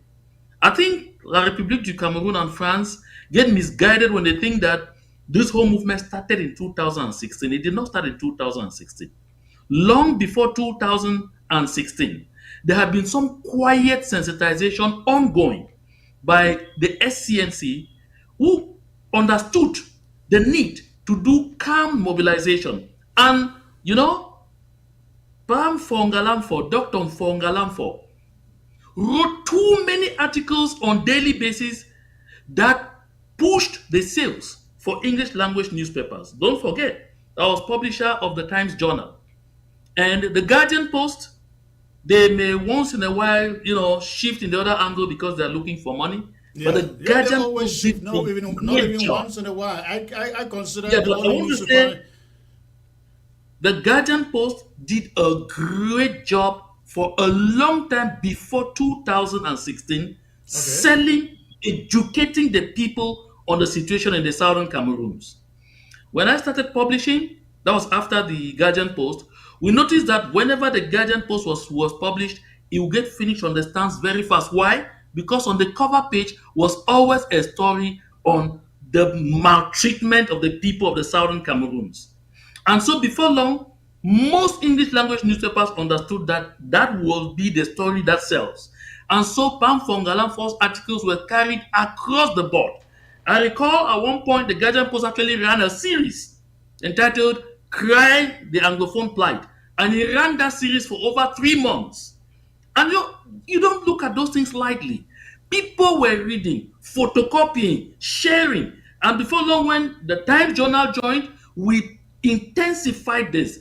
The Horizon came in and pushed it even further. There was The Voice, jumped in, and then eventually the Post, that was not paying too much attention to this in the interest of other stories, also realized it, and literally all the English language newspapers were now also making sure that focus on the cover page were stories relating to the plight of the people of the southern Cameroons. So in 2016, the southern Cameroons was already like a powder magazine. Someone just needed to strike the match. And of course, it came through the teachers and the lawyers and then the formation of the consortium. And you have what you have today. So it's to tell you that at the core, the people did not just get up from nowhere and start supporting something they don't know. The people on the ground are far more educated about the plight of the people of the southern Cameroons and the need for independence and absolute freedom than those who are in the diaspora. Because those who have been in the diaspora for over 10, 15 years will never know the realities of what was going on the ground. And that is why you see that despite all the antics that La République du Cameroun has used on the ground, the victimization, the collective punishment, the everything, our people on the ground are remaining strong. They are holding tight, they are holding firm because they, at the core, understand exactly what we are fighting for and the need to stand strong. And you recall when Honorable Wiba got to Parliament, it was the end of 2016, he now used that platform to amplify this further.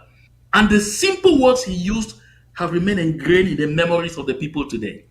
So our people on ground zero are the true champions and heroes and leaders of this liberation movement. Take it from me. All right. Comrade, we will hold it on there. We will take a brief break. And when I come back, we will discuss another subject. We understand that the World Bank and the United Nations Development Program is planning reconstruction. They were recently in the Prime Minister's office to concretize those plans. When we come back, we will discuss that and then open the phone lines. But something is going on today. I can observe that we have almost 1,000 viewers on YouTube right now, and Facebook. I think we have about close to 400. Close to 1,000 on YouTube and close to 400 on the Facebook. That is wonderful. Ladies and gentlemen, thank you for tuning in. I will be right back in a minute. Thank you.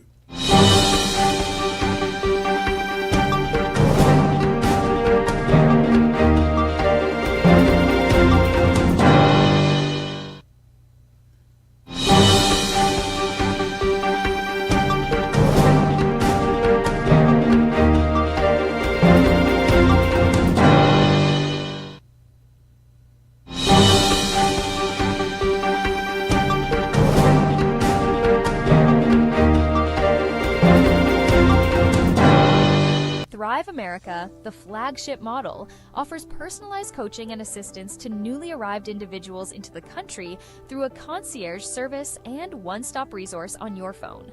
The app supports essential areas of integration, such as job search strategies, benefits applications, financial literacy, credit repair, legal guidance, and more. The platform aims to become the go-to resource as you navigate the complexities of settling into a new country. Thrive ABS can help you reach your target audience like never before. Advertising on ABS, you'll benefit from our extensive reach and dedicated viewership. We offer special advertising packages during primetime slots and popular shows. You'll also be featured on our social media platforms, reaching an even wider audience. Don't miss out on this opportunity. Take your business to the next level. Contact our advertising team at absafricativ@gmail.com.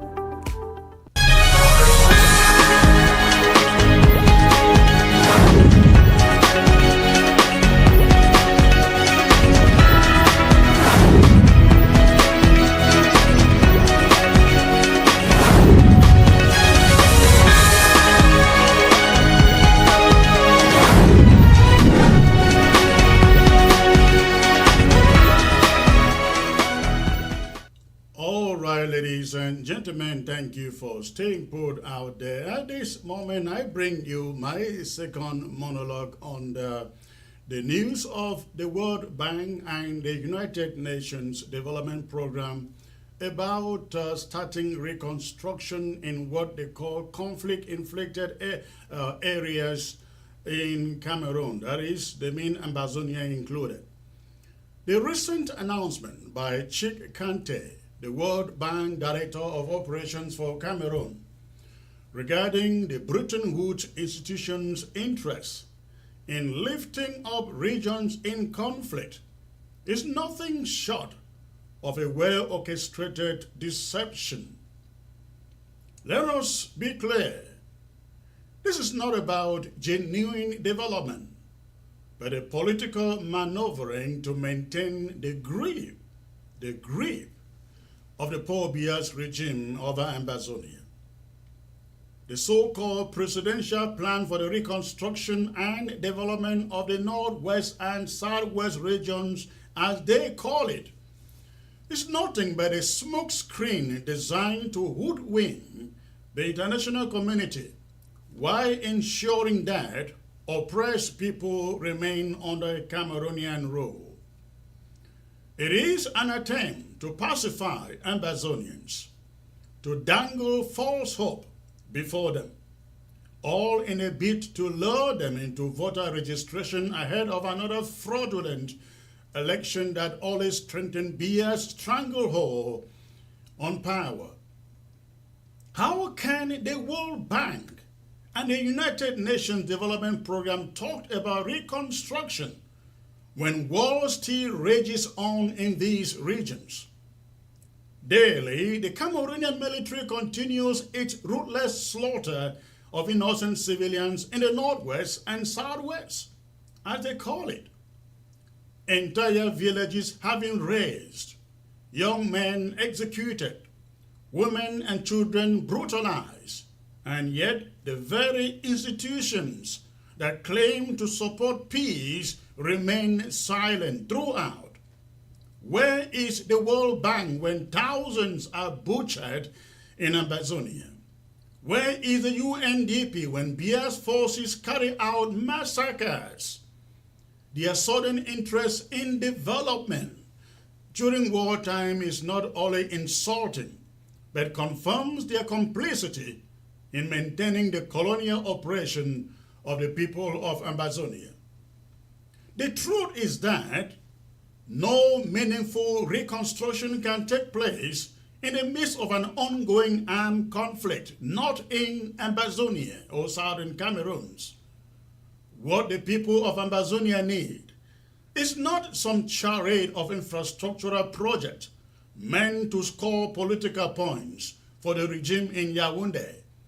What they need is a permanent resolution to the war, an end to the killings, the military occupation, the torture, and the displacement of hundreds of thousands of Ambazonians.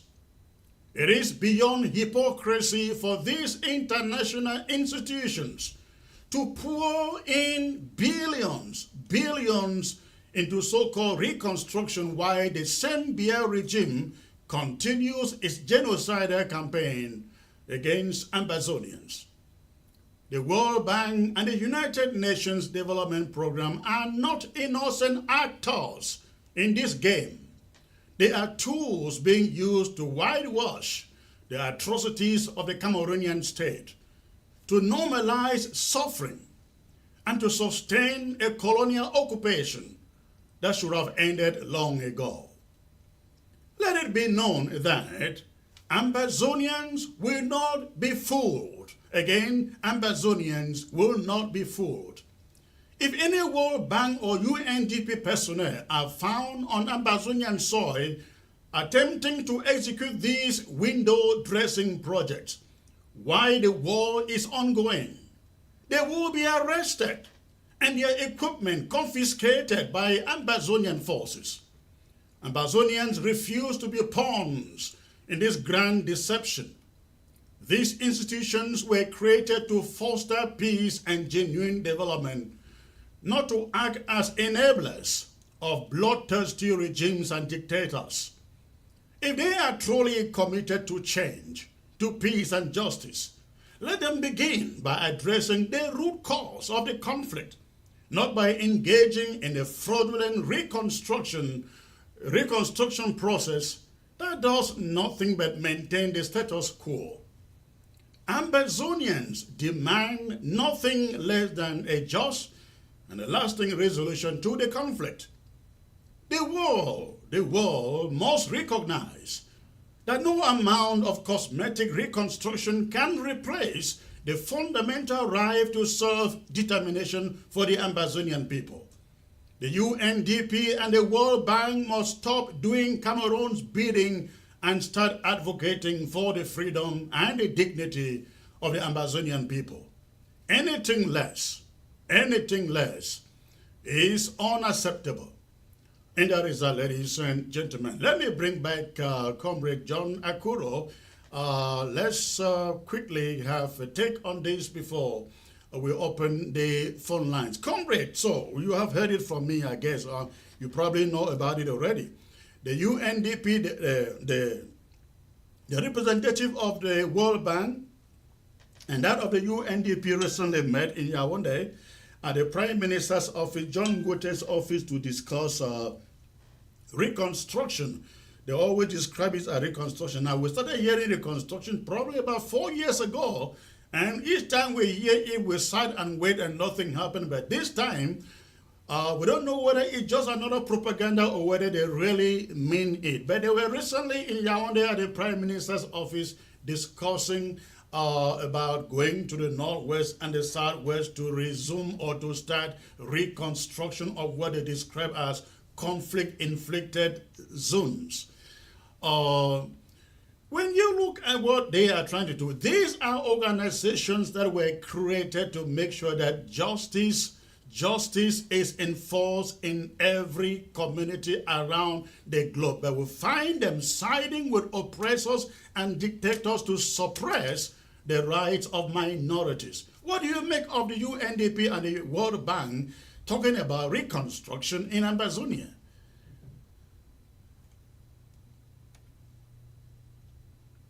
I think you are muted there. Oh yeah, sorry about that. My bad. I will say, Chris, that generally, from my perspective, no one ever needs to threaten anybody about arrest or not, because the basic truth that our people need to know about these international organizations is that most of these international organizations actually serve the purpose of the people who created them. The greatest mafioso that you will know in the world, of course, would measure international programs, and the UNDP is one of them. The World Bank, all of those structures really belong. You see, this is the mechanism. Let me give it to you as it operates. When they meet a government, a corrupt government like that of Cameroon, those are the governments that get the most financing from those international organizations. Ever Right. wondered why? Look across the board. Go and study. You will get that information. Ever wondered why? The reason is simple. Because less than 30% of the resources disbursed will get to the ground. And when this 30% gets here, it is within that 30% that the corrupt system has to make its own cut. And finally, at the end of the day, you have about 10% or less that will go down for any work to be conducted. That is why those international organizations have never successfully constructed or reconstructed any country in Africa. None. Look across the board. I'm not inventing. I studied this in school when we were studying major international programs. When I was doing my course in international relations at IRIC, they themselves teach it. That of those resources, if they say they are financing a project for 100 billion, start talking about 30 billion. Because 70 billion will never leave the coffers of that organization, it will be shared out there. About 30% will now come to the system, which will also now be allowed to take as much as it can with no oversight. That is why you will see on paper, they tell you that the road that had to leave Enugu and pass through Ikom, Ekok, through Batibo into Cameroon was supposed to be how many lanes? You notice that on the side of Nigeria, this road is, I mean, it's two sides. On the side of Cameroon is the same footpath that existed that received some 2 or 3 coats of tar. That is what it is. So that's why you have heard a lot of the time they'll talk about reconstruction. The last time they said they fronted the UNDP, about 3, 4 years ago, they fronted the UNDP as coming to reconstruct, and the UNDP came in and said no, they were expecting the Cameroon government to mobilize the funds and they use the expertise of the UNDP. So when you get this, all those talks are simply meant to blindfold the people of the southern Cameroons. We have gone past that. What are they coming to reconstruct? What did they first of all construct? To reconstruct private homes? The over 400 private homes raised to dust in no, the over 400 communities, village communities raised Right. to dust by the army of La République du Cameroon. Otherwise, what are they coming to reconstruct? What was first of all constructed in our land that they are coming to reconstruct? Take note of this, people of the southern Cameroons. Don't be fooled. You will notice that despite the poor remarks given to Cameroon government in terms of management of funds given to them, every year, year in, year out, the government of Cameroon still always gets debts, still always gets loans from these international bodies. Right. The World Bank and IMF said they were going to stop any funding to Cameroon if they did not get clarity on the management of the over 378 billion they gave them to fight against the COVID pandemic. What has happened to it? Has there been clarity? Why are they back financing them? You should be able to know this. They prefer to deal with corrupt systems because that is where it suits their purposes. And they know that the people of that country will be forced to reimburse money which they never received. Well, you look at the image there on your screen. That is the state of the roads in La République du Cameroon, and you will think that the UNDP will start maybe from Yaoundé or the South region before they get to Ambazonia. Of course not. But what does this? This is I think this is either the BLM or Mbengui, somewhere between Acha and between Bengui and Acha Tugi or something like that. Or So between these are the Acha, roads. We Tugi, know and B. we know these roads have always been like this. They've never changed. So they want us to believe that now the war is over. It's part of the propaganda, and now they have to go work on it. I mean, why should they not start somewhere else in Laraboplidu, Cameroon, only Ambazonia, if this is not about their election? I guess that's why I explained to you earlier that what you are seeing there is mere propaganda, and it is just an opportunity again to siphon funds to give the impression that you know financing is coming, something is happening. It will achieve a dual purpose. Those executives in those international bodies will get for themselves more money. The corrupt system in the Republic of Cameroon will also get themselves some. So they get money on the one hand, then on the other hand, they build a mirage in the minds of the people of the southern Cameroons. No, no, no, no, forget about this. Nothing is ever coming. Those major international programs have never brought development anywhere. It does not exist. You have seen situations where they have rather caught personnel of these international bodies in war-torn areas, rather stealing, dealing in natural resources. This should tell you what this is all about. The Yeah. people of the southern Cameroons must remain steadfast and focused on the objective. Reconstruction always comes after the war has ended. After Right. you've gotten to a peace deal accepted by both parties, and there's a ceasefire, and at that time a real DDR is put in place, and then those with arms and all whatnot surrender into those places, get rehabilitated, and then the time is now propitious for reconstruction. But reconstruction during a war where there's no peace deal, putting reconstruction before a peace deal is not just like putting the cart before the horse, is Those, telling you straight into your face that this thing that we're proposing to you is empty talk, it's a mirage, it's Those a are the pipe dream. half measures that we are talking about here, which I truly believe that Ambazonians will not accept. We are not in this, ladies and gentlemen, rushing to cut and run. We are not going to cut and run. We will stay for as long as it is necessary to see that we win victory. Victory is on our side in this struggle. At this moment, comrades, stay put in there if you can. I will go out for a brief break, and when we come back, we'll open the phone lines for our viewers to call in. I am really excited today. Over 900 on YouTube and close to 400 on Facebook. That is wonderful. I hope that if you are watching by way of YouTube, you will go ahead and hit the subscribe button to so that every time we are live, you can be notified. Thank you for tuning in once more. I will be back in less than a second.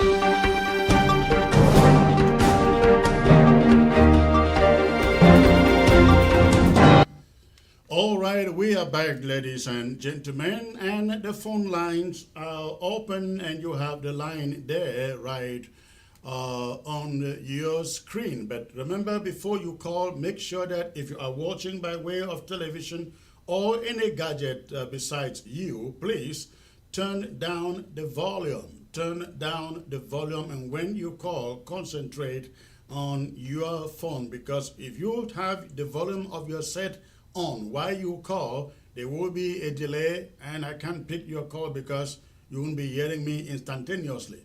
So the phone line is open, and I'd like to know what you think about the subjects that we have discussed here today with Comrade John Akuro. Go ahead. I am expecting your call. I can see the first caller, I guess, is in. I think I'll miss that caller. Go ahead and call, ladies and gentlemen. And when you call, you have only 1 minute. 1 minute. All right. Hello, sir. Hello. Good evening, sir. May I know where you are calling from, please? Yes, I'm calling from Baku. From Fako. Okay, good to hear your voice. How was Victoria today? Well, I was told. Okay, what is on your mind, sir? I want to really thank God. Your voice is very low. Can you raise your voice a little bit, please? Okay, is it okay now? That's better. Go on. Okay, I really want to thank God for the fact that you have brought in Corporate John Baakuru on your screen. You know, hello? Yes, go on. I can hear you. Yeah, so what I want to advise is that please, you can actually spare us much time to be, broadcasting his program that he usually brings on YouTube. Because I followed him a lot on YouTube and I learned a lot. He's giving us a lot of hope. Now, when I watch ABS at times, you bring in Sky News and all those things. These are European things that don't concern us. What you should bring is programs that are being broadcast by John Baakuru on YouTube. You upload them, bring it to ABS, and run it for the whole 24 hours in the whole week so that we on Ground Zero can follow his hope that he is giving us. And I just want to advise, please, have a lion heart, not a chicken heart. A chicken heart that that thing you propose, saying that what if the France, Britain, and all those people, they come and sit and call all those sold out to have a meeting and then term you people as terrorists. No, that question should have come from your mind because he's somebody that followed. He has a very positive mind. He makes my days every day. Because when I come to ABS and I see you just showing Sky News, what has Sky News got to do with us here? When I go to, let me say, ABS, Amba TV of Sako, that I don't find anything interesting there. All right. To ACN, that's when I even watch them showing job. Okay, all right, hold on there. I don't think you watch us, as you say. If you have been watching us, especially lately, you will realize that John has been featuring on ABS. Have you not? Yeah, I saw him one time, and I was really happy. I wanted to even write on WhatsApp to recommend that, but really, since I knew that you people have not been broadcasting that, I just stopped watching. So most of the time, I spend my time on YouTube. But I'm happy, as you have said, that you people are bringing him. Please, we want that you should bring him up daily because he is actually educating us here on Ground Zero. All right, thank you for the call. For the fact that you brought him, I just recommend. I say thank you. I praise God for that. Thank you very much. Thank you. I spend my time on YouTube. Hello. But I'm happy, as you have said that. Hello. Please, we want that you should bring him. Hello. Hello. Please turn down the volume of your set.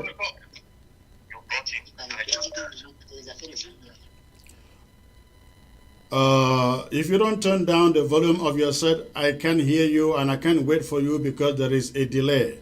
So I go to the next caller. Before you call, turn down the volume of your set and I'll be able to take your call. Hello. Hello, Comrade Chris. Yes, sir. Good evening. Where are you calling from, please? Yeah. This is Maitre Nikonf. Okay, sir. The Netherlands. That is Netherlands. Yeah. Yes. What is on your mind? And actually, first and foremost, I'm delighted to see you put on the screen today, educating our fellow citizens on the way forward. I want to thank my fellow friend, Comrade John Ba, for being on their set. And then to continue, yes, the topic as you introduced was about reconstruction.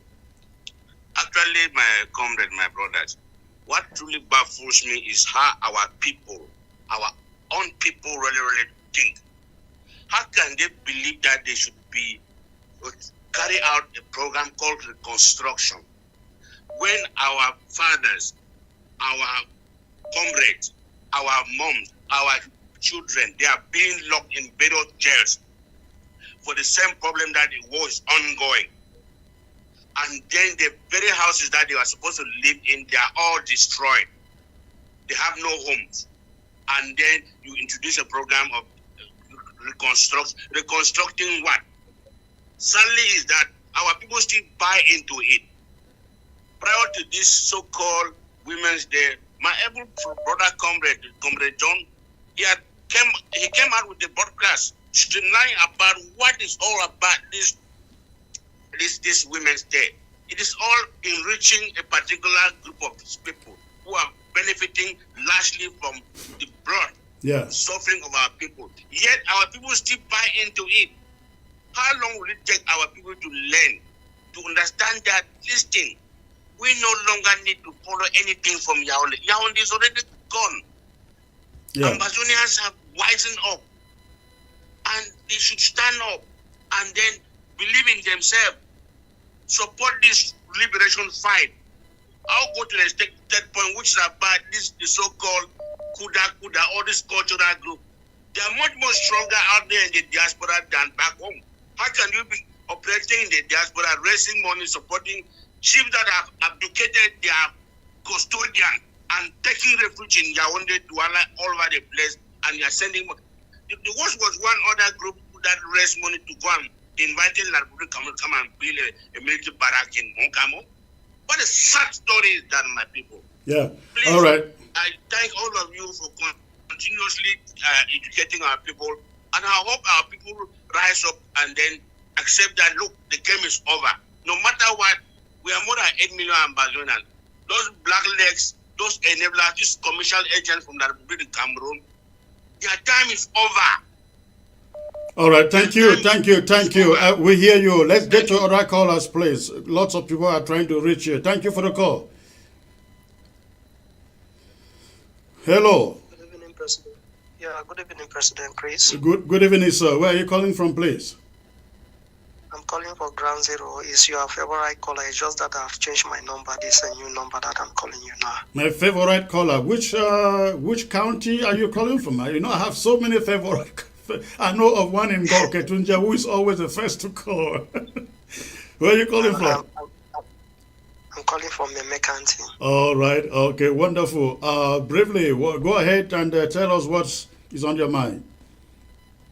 Yeah, what actually is on my mind is that I'm really happy that you brought Comrade Jomba Akuru on board, because that is a very learned man and he knows so much about the history in Cameroon, and he has been with La Republic. He knows all the mafia and all those type of things. But one thing I would like to say to Mr. Jomba Akuru, which is a comrade now, is just that he has been a good man, but the group that he's into now is the group that he's into, which I'm talking right now. The group is not well being of his personality. Which group are you referring to? He's a great man. Which group are you referring to that he is in? I'm referring to ADF. That is not the group that okay. He himself as a man of the people should join that type of group, because I myself, I really honor him and really respect him very much as a great man, as a great journalist, and I'm so happy to see him on the show today. So all my advice is that if Comrade Jomba Akuru could turn the hands of times and change that group, because the group have not made any impact in Ground Zero here. All right, thank you. A lot in that group once, yeah. I will let him respond to that. Thank you for the call. Yes, sir. Yeah, Comrade John, are you a member of the ADF? I'm hearing you for the first time. You see why I'm laughing? You know. Oh no, you're not muted. Go on. You're not. Yes, I'm not muted. You see, I'm laughing because there's been a lot of misinformation in this liberation movement, and that misinformation has caused people to develop some kind of misconceptions. Jomba Akuro is not involved with the armed part of the struggle. You need to know that. I don't belong to the AGOPC, that is the handler of the ADF, and I don't belong to the ADF. I've never belonged. I know you've watched people like, Delano and others claim that because they like me to come out on my shows, and instead of talking about the problems that La Republic of Cameroon is costing our people, the strategies they are using to send our people to sleep, I should spend my time either attacking Comrade Chris or attacking Comrade Ayaba or cursing the ADF or cursing this and that. And because I don't do that, they say that I am a member of the ADF. No, I don't do the armed part of the struggle. I don't belong to the ADF. I've never belonged. So I don't belong to ADF. And I All don't right. have anything against any of those groups. The fact that I don't belong is that I don't Good belong. evening, Chris. Yes, hold the line, hold the line. All right, go on, please. Where are you calling from? Yes, this is Frank from Ground Zero. Okay, go on, sir. What is on your mind? Yes, today is a special day, and I'm just going to dish out my special appreciations to Comrade Akuru. And he knows I've always appreciated the education he's given to our people. And I pray many should actually streamline in so that we have this education and that we can be able to look at the same direction to continue our fight. Once more, Chris, thank you for the good work you are doing. And congratulations once more to Comrade JMB. All right. Blessed. Bye-bye. All right. Thank you, sir. Thank you. Thank you. All right. The phone line is open. Go ahead. Go ahead. If you've not succeeded to come through, try again. The phone lines are open. Mr. Chris, good evening. I'm sorry. Chris, should I lend you my Okay, eyes? let me get to this caller first before I read this message here. Hello. Chris, I wanted to lend you my eyes. Hello. Good evening, sir. Good evening, sir. Where are you calling from, please? I'm calling from. I can barely hear you. If you can raise your voice, the better. I'm calling from the Republic Douala. I'm sorry, sir. I have to move on to a different caller. I can barely hear you. Hello. Hello. Hello. Hello. Yes, where are you calling from, sir?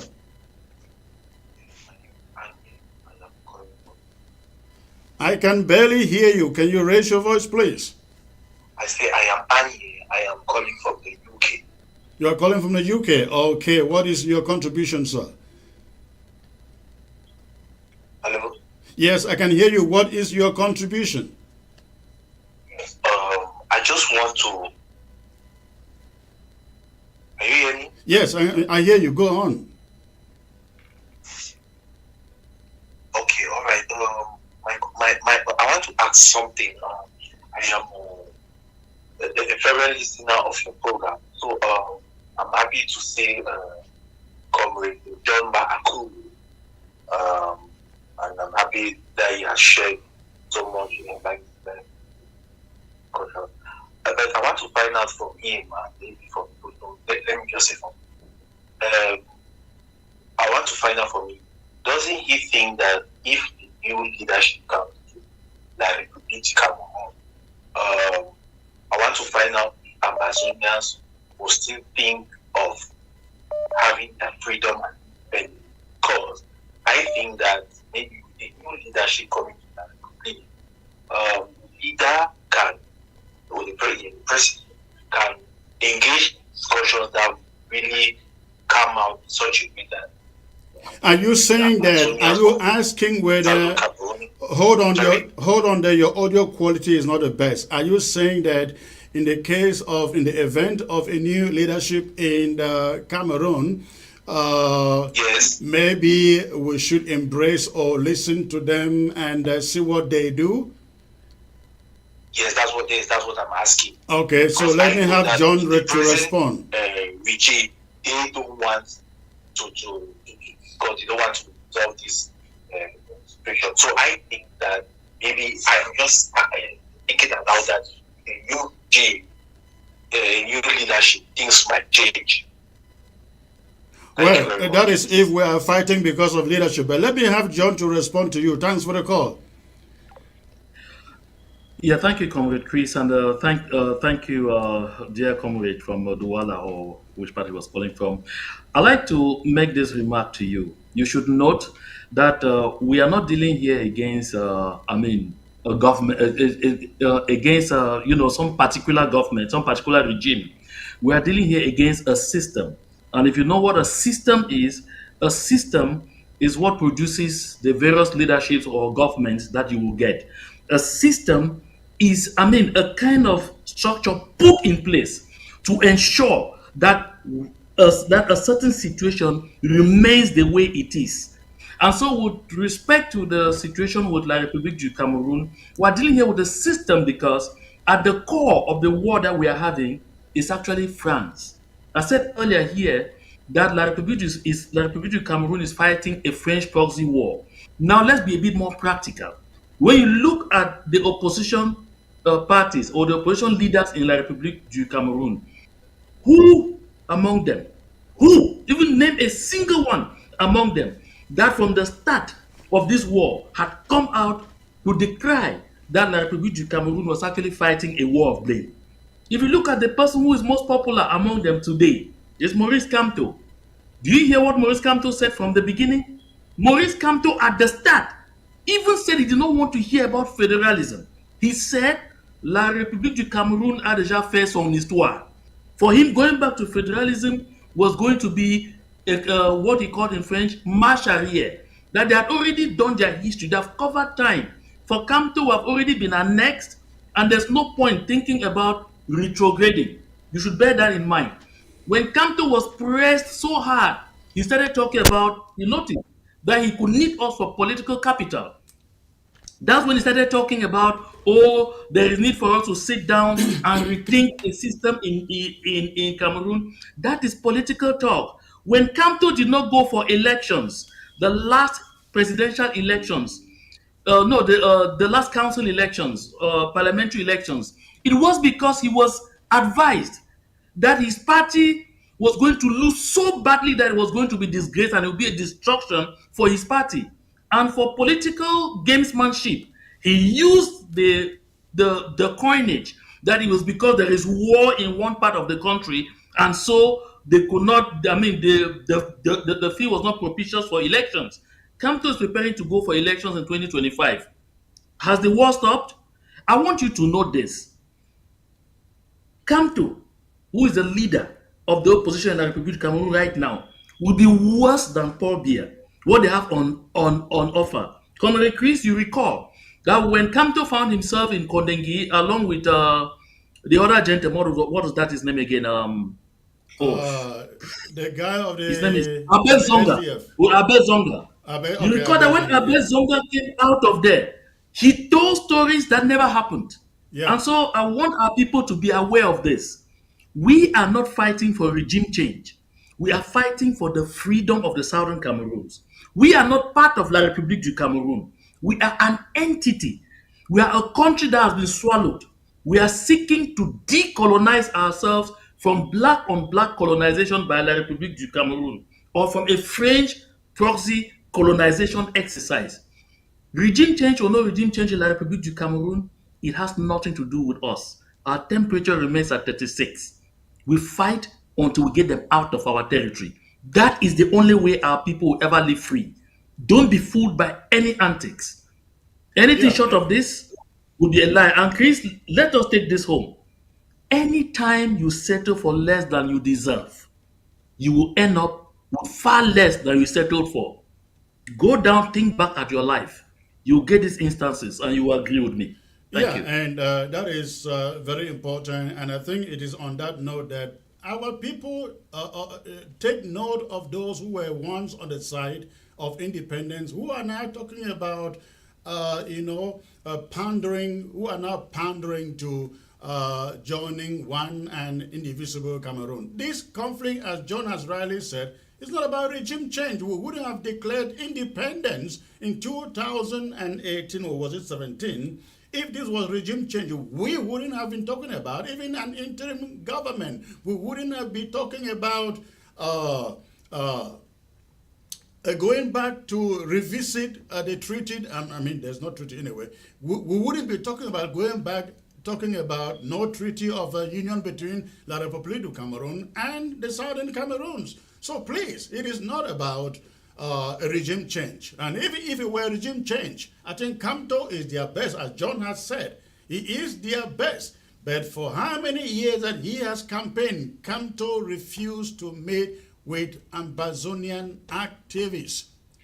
He came to Canada. He has never been to Southern Cameroons. He has never been to Since Southern Cameroons. 2016. He has never been to Southern Cameroons. He was in Canada at an event organized there by his surrogate, And when Southern Cameroonians, Ambazonians show up with amber flags, they refuse them admission into the hall. So please, let's forget about regime change in La République du Cameroon. It has nothing, zero to do with us. Let's get back to the phones. I see many people trying to call. Go ahead and call. But while you call, let me look at this message that I was trying to read here.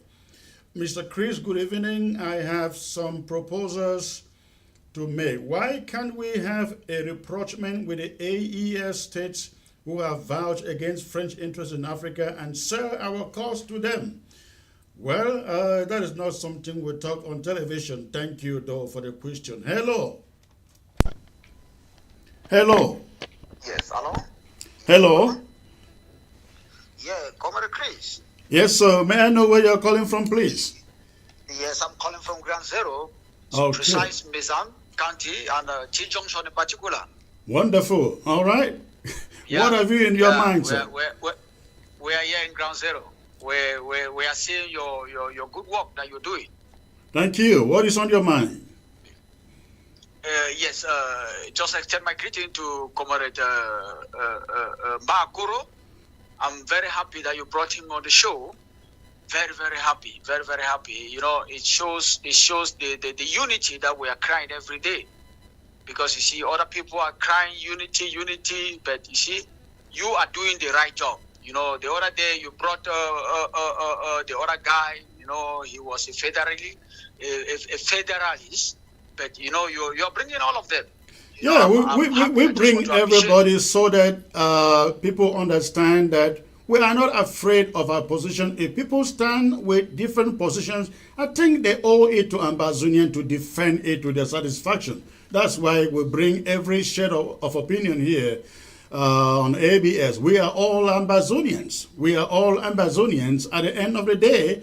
But if you hold a different opinion, you should be able to defend that. And in our defense, I think John would have been here probably several times. He just has never had, I guess, the time to show up because he's been invited so many other occasions, but he just never had the time to show up.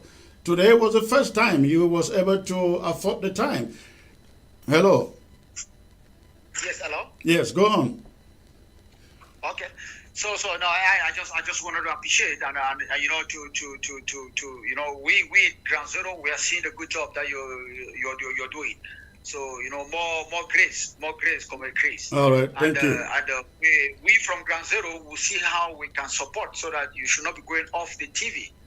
You see, you need to stay in touch with us. We love what you're doing.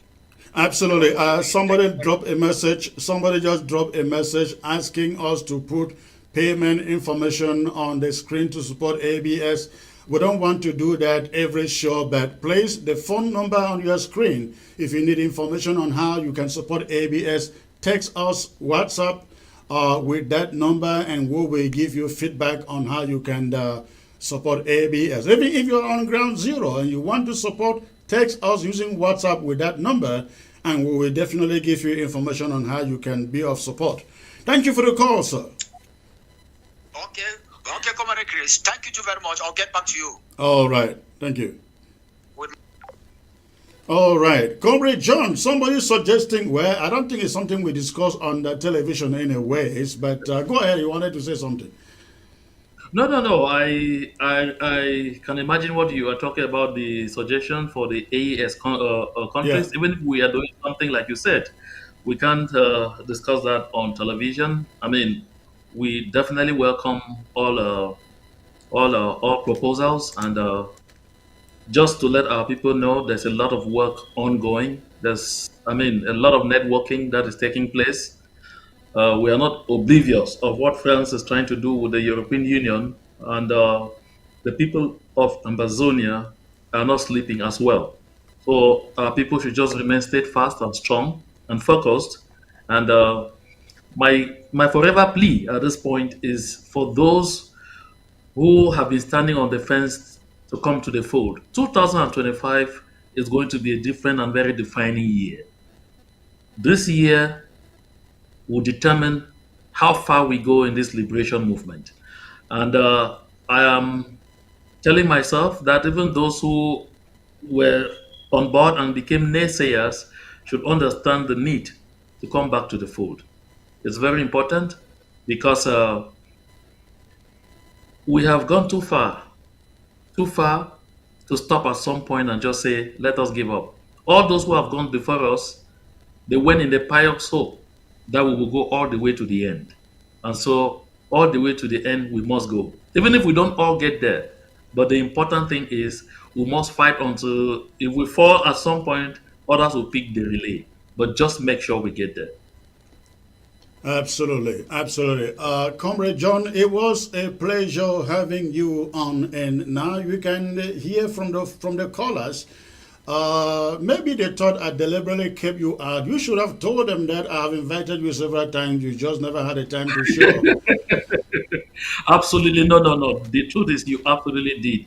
You noticed that even today, I was able to come on by the breath of the hair. Yeah, Just I know because you you were were patient. racing on the road to get home to get on the camera.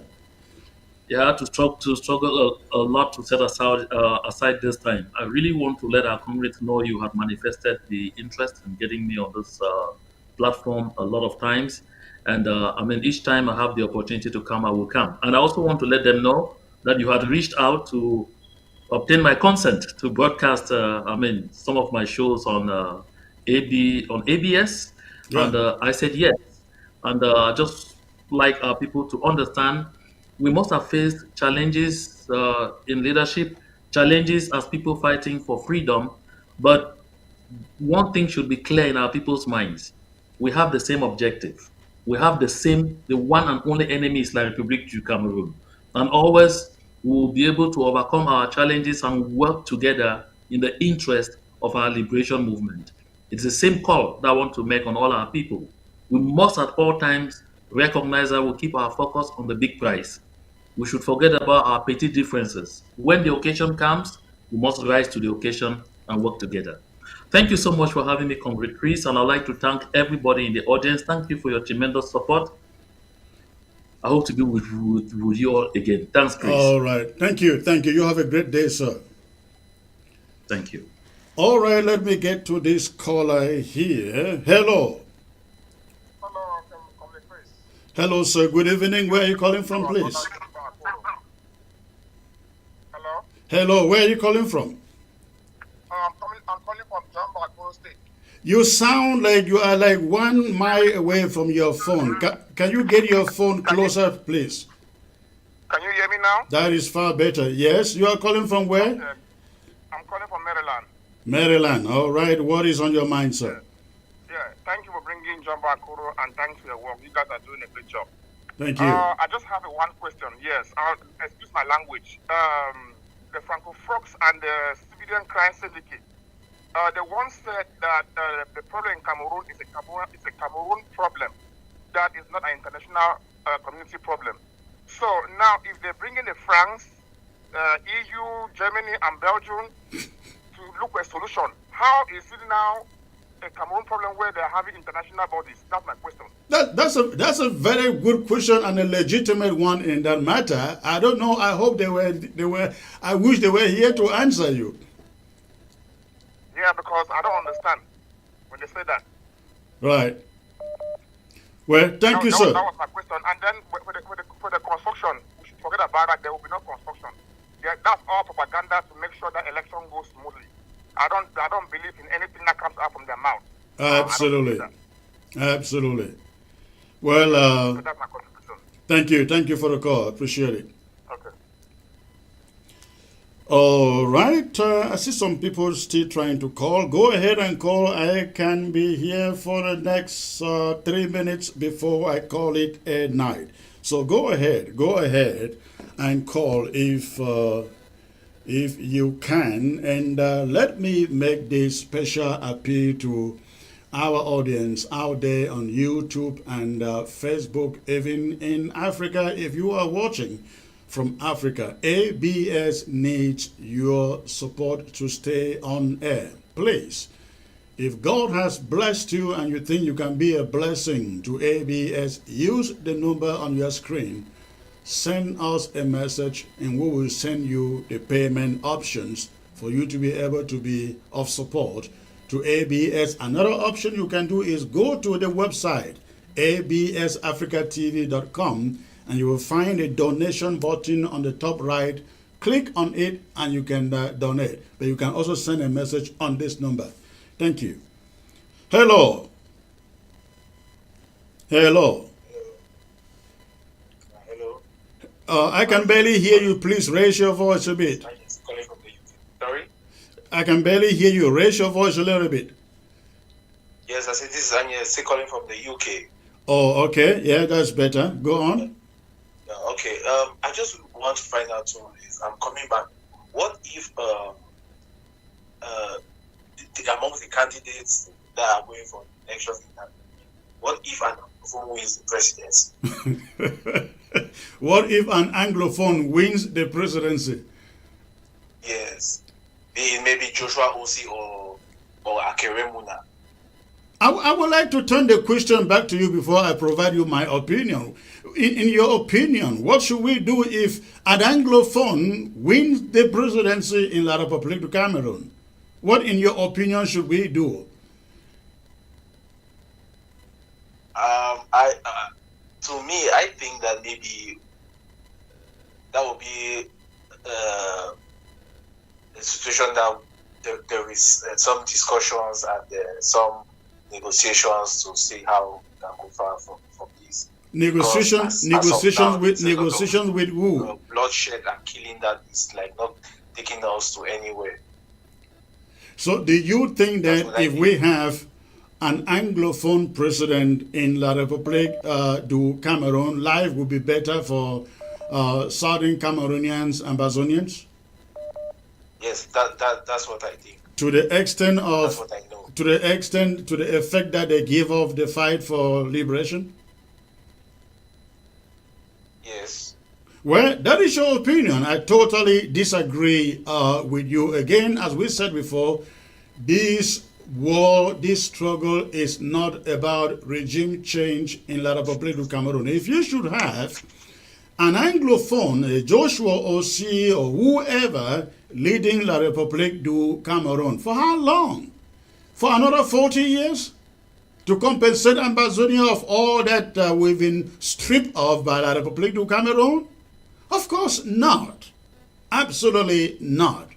So I do not see any hope for Ambazonia in a regime change, be ye an Anglophone or Francophone, in that country. Maybe the only thing we can hope out of it is that that Anglophone will be willing to negotiate a departure for Ambazonia. How about that? Yeah, because I think that maybe the Anglophone will be more, because you can see there is a change even globally. Even the French speaking colonies do not even want the French. So maybe that will make the person who comes to power to change things.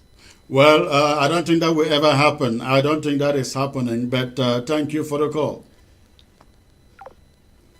All right. Let's see who else is calling here. Hello. Hello. Hello. Yes, Comrade Chris. Yes, sir. Where are you calling from, please?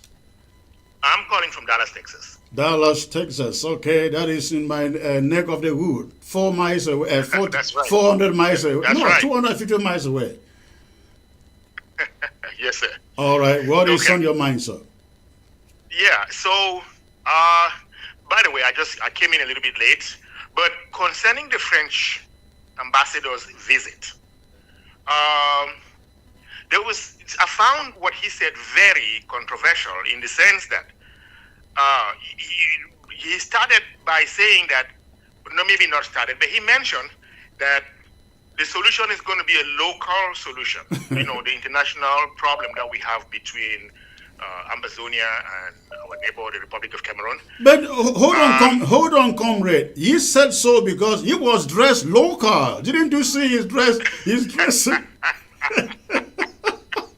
he had a cap and that our traditional dress on him. So he was addressing local people and soliciting for local solutions. That's right.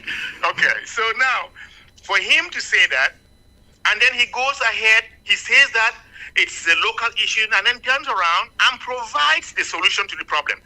While saying that it's a problem that we are going to solve on our own, and then you start saying that the solution is a regional problem. Yeah. We should do regionalization. Like, he's providing the solution, but telling us that we should go ahead and solve the problem on our own. Yeah. And that European Union, come on now. Yeah, they already have it written and they just want us to take it as they say it, right? That's right. Yeah. That's right. You know, and we have and then another thing he said was, oh, we should francophone, or what is it? He said francophonie something. Yeah. And that we should not think about francophonie as something that has to do only with francophones, because we have countries in English-speaking countries in Africa that are also involved in francophonie. But you have to realize that Cameroon is, or you know, as they say, that the country as it is a French-speaking country, because everything is written in French in that country. Correct. Right. You know, right. That country it's a French-speaking country. You know, when you go and when they talk about bilingualism, what they're referring to is Anglophones becoming Francophones. Like, Anglophones should learn to speak French. Yeah, Exactly. exactly. That's the definition of bilingualism. You have all those bilingual school lycée bilingues all over in every village in Ambazonia. Do you have the same level of lycée bilingues in Francophone Cameroon? Of course not. No. That's a very good point. No, not at all. Yeah. All right, comrade. Thank you for the call. Let me take other questions here, other phone calls here. Okay, thank you. Thank you. Thank you. Yeah. Hello. Yeah, hello, Comrade Chris. This is Maitre Nikom once again. Please, respectfully, I just wanted to give a more clear answer to my fellow brother who called from the UK there in regards if Southern Cameroon or Anglophone wins presidential election in the Republic of Cameroon. The answer here is this: legally and legitimately, a Southern Cameroonian has no right to stand for any presidential election in that country because, one, there is no treaty of union between the two countries.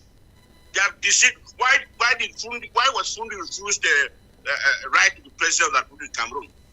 Because you could have been to the Republic citizen as you are allowing a slave to govern you. So this is all the deception. No Southern Cameroonian legally, legitimately has no right to deposit document to stand for elections in the Republic of Cameroon. That's just the clear and clean answer because there is no treaty of union between these two countries. That's plain and clear, my brother. Thank you. Absolutely. Again, I don't even see any chances ever in that country of a Southern Cameroonian winning an election. That will never happen. The only chance that existed was that of Chairman John Frundi. He was manipulated, the elections rigged. In fact, I happened to be chased into exile because of that election, ladies and gentlemen. That was 1994. I wrote a book after that election investigating the killings, the mayhem, the arson that took place both in Bamenda and up in the southern zone, and published it titled Criminal at the Presidency. Some of you read that book, Criminal at the Presidency. And suddenly overnight they issued a warrant of arrest for me, and I rushed back to Bamenda. Albert Mukong said, "You have to leave. Before they lay hands on you, you have to leave." And from that day, I jumped over to Nigeria, and the rest became history. And I am here now. So please do not think that Ambazonian, Southern Cameroonian can become president in La République du Cameroon. That will never happen. If it happens, they have a reason. They will take it after 5 years. That is, if they do not create a coup d'etat and kill the person in 2 or 3 years, and take over and continue. No, we are not going for half measures. Let's get this. Let's not dream any half measures. Not at all. Let me get to the next caller here. Hello. Hello, good. Greetings, sir. Greetings, sir. May I know where you are calling from, please? I'm calling from La Republic. Okay, and what is on your mind? Yeah, I really want to appreciate you today. When you go offline like that, we are sick here. Because, what makes a man is the power of information that you have. And so I'm really grateful to hear you talk that you already created something for us to chip in our contribution. And that is grateful. And then to our people, I am very happy I had your discussion with John Akuro. Very good, excellent, perfect. But our people are still confused. And they have to know this. There is nothing as far as La Republic is concerned that our people can do to convince them. There is nobody that is going in for election that will win the election. There is nobody. It's impossible. They should not even dream that. They should not even be dreaming. One person is electing everybody. One person is controlling everything. And they are dreaming to get the person. How? How did they? Is it today? For how many years? Then our people are still in a dilemma. They are asking if an Ngofum man win. Where? In which house? How will it happen? So they should stop dreaming and they should join us and let's fight this thing. Let's fight this thing and come out. What is really troubling them? What kind of stupid questions at times people are asking on the social media? For how long have they been? What kind of magic did they expect to get from these people? And whatsoever meeting that they are holding in our section is just trying to capture us and convince us and make us to still continue suffering. We are not fighting for the post of the president. We are fighting for our total liberation. All right. Thank you, sir. That is well said. Thank you for the call. You remain safe out there, please. Thank you, sir. All right. With that, ladies and gentlemen, we're going to call it a day. But before I go, I just want to remind you, as you can hear from the callers, we here at ABS, we really do need your help. Education is power. When we are here on a weekly basis, we are empowering, educating our people. So when a moment comes, they can make right decisions or make right choices on the issues that we discuss. So the number is there on the screen. If you want to support ABS, send a message to that number and we will send you payment information. Or you can simply go to absafricatv.com and click on the donation button and make a donation, and we will make sure that we send an acknowledgement to you. If you are on ground zero, you can do the same. You can do the same. Either send a text message by WhatsApp to the number on your screen, or go to the website absafricatv.com and make your generous contribution. We really do appreciate it. As I said last time, in this struggle, there are three elements of it that we cannot do without, or do without any of them. You have communication, you have diplomacy, and most of all, firepower on the ground. These three, there is no way you cannot prosecute a revolution, a struggle like this one, without communication, effective communication. And I think we've been able to do so with ABS for all these years. And I'm just hoping that please, this is very critical. Go ahead and do that. I was about to close, but let me pick this call because this guy is special. All right. Hello, Dr. Epa. Hello. Hello, sir. Good evening. Good evening. This is Dr. Epa. Okay, you have 1 minute. I only pick it because it was you. Okay, only about 30 seconds. All right. I just want to clarify one thing. Whether I will not say an Ambazonian, but a Southern Cameroonian becomes the president of La République du Cameroon. You see, France can make a strategy with La République and decide to bring somebody up who is, say, Southern Cameroonian, because all those people who are working with the regime or who are other federalists, they are not Southern Cameroonians, but to me, they are not Ambazonians. Ambazonians are those who actually want an independent country called Ambazonia. The rest, either federalists, unionists, or whether they have their parties or whatsoever, they are Southern Cameroon. They are Southern Cameroonians, and France can still go and pick any one of them as a strategy to give one person, one of them, the presidency, only to control what is happening with the prime minister. Is it not from Southern Cameroon? Is it not? In fact, the prime minister sings from what is his name in Santa Achide Achu, right? They have been ambas or anglophones, as they call it. And what have they done? Bawenda still doesn't have a ring road, and the deep sea port still doesn't exist. So those who are thinking that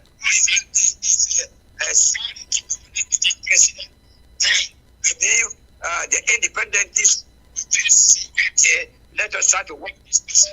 It's not going to work. All right. Period. All right. Thank you, sir. Thank you. Thank you. Thank you. Hello. Hello. Hello. Hello, sir. Where are you calling from? Hello. Where are you calling from? I can hear you. Go on.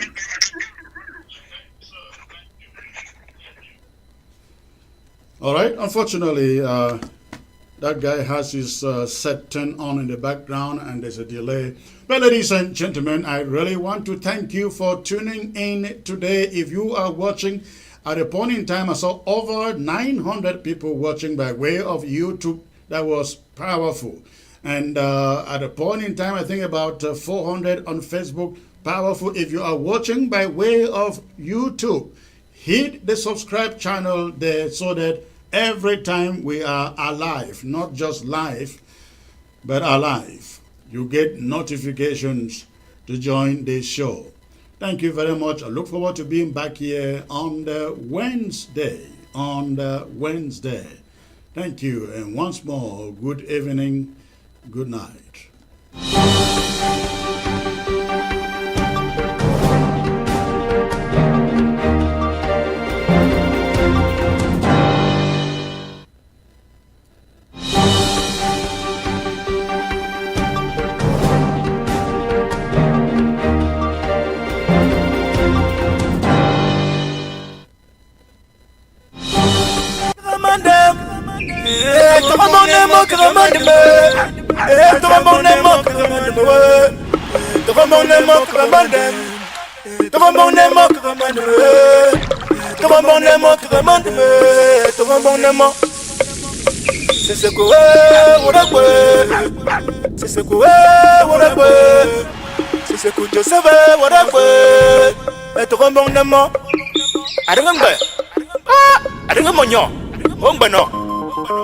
Then it's smart. Muna king fanja. Usari maribo. Wose se ku Joseph Wurabwe. Wose se ku Joseph Wurabwe. Wose se ku Joseph Wurabwe. Wose se ku Joseph Wurabwe. Wose se ku Joseph Wurabwe. Wose se ku Joseph Wurabwe. Wose se ku Joseph Wurabwe. Wose se ku Joseph Wurabwe. That concept Grandago. Mukuba. Bate. Mechi. Peter Eno. Ancien driver. Murukwa. Aquaticaba. A young Atem. Aquatica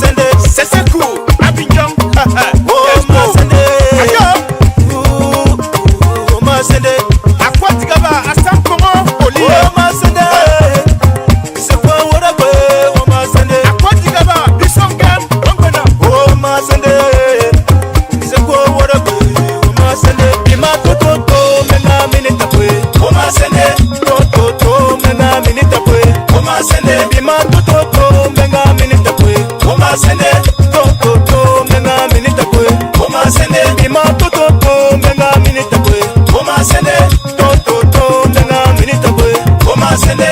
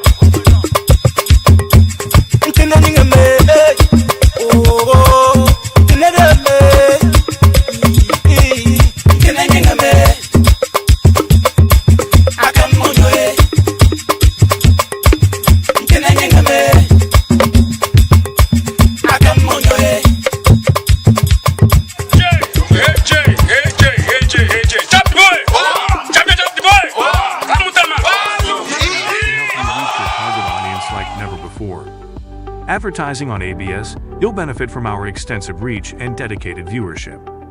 We offer special advertising packages during primetime slots and popular shows. You'll also be featured on our social media platforms, reaching an even wider audience. Don't miss out on this opportunity. Take your business to the next level. Contact our advertising team at absafricativ@gmail.com.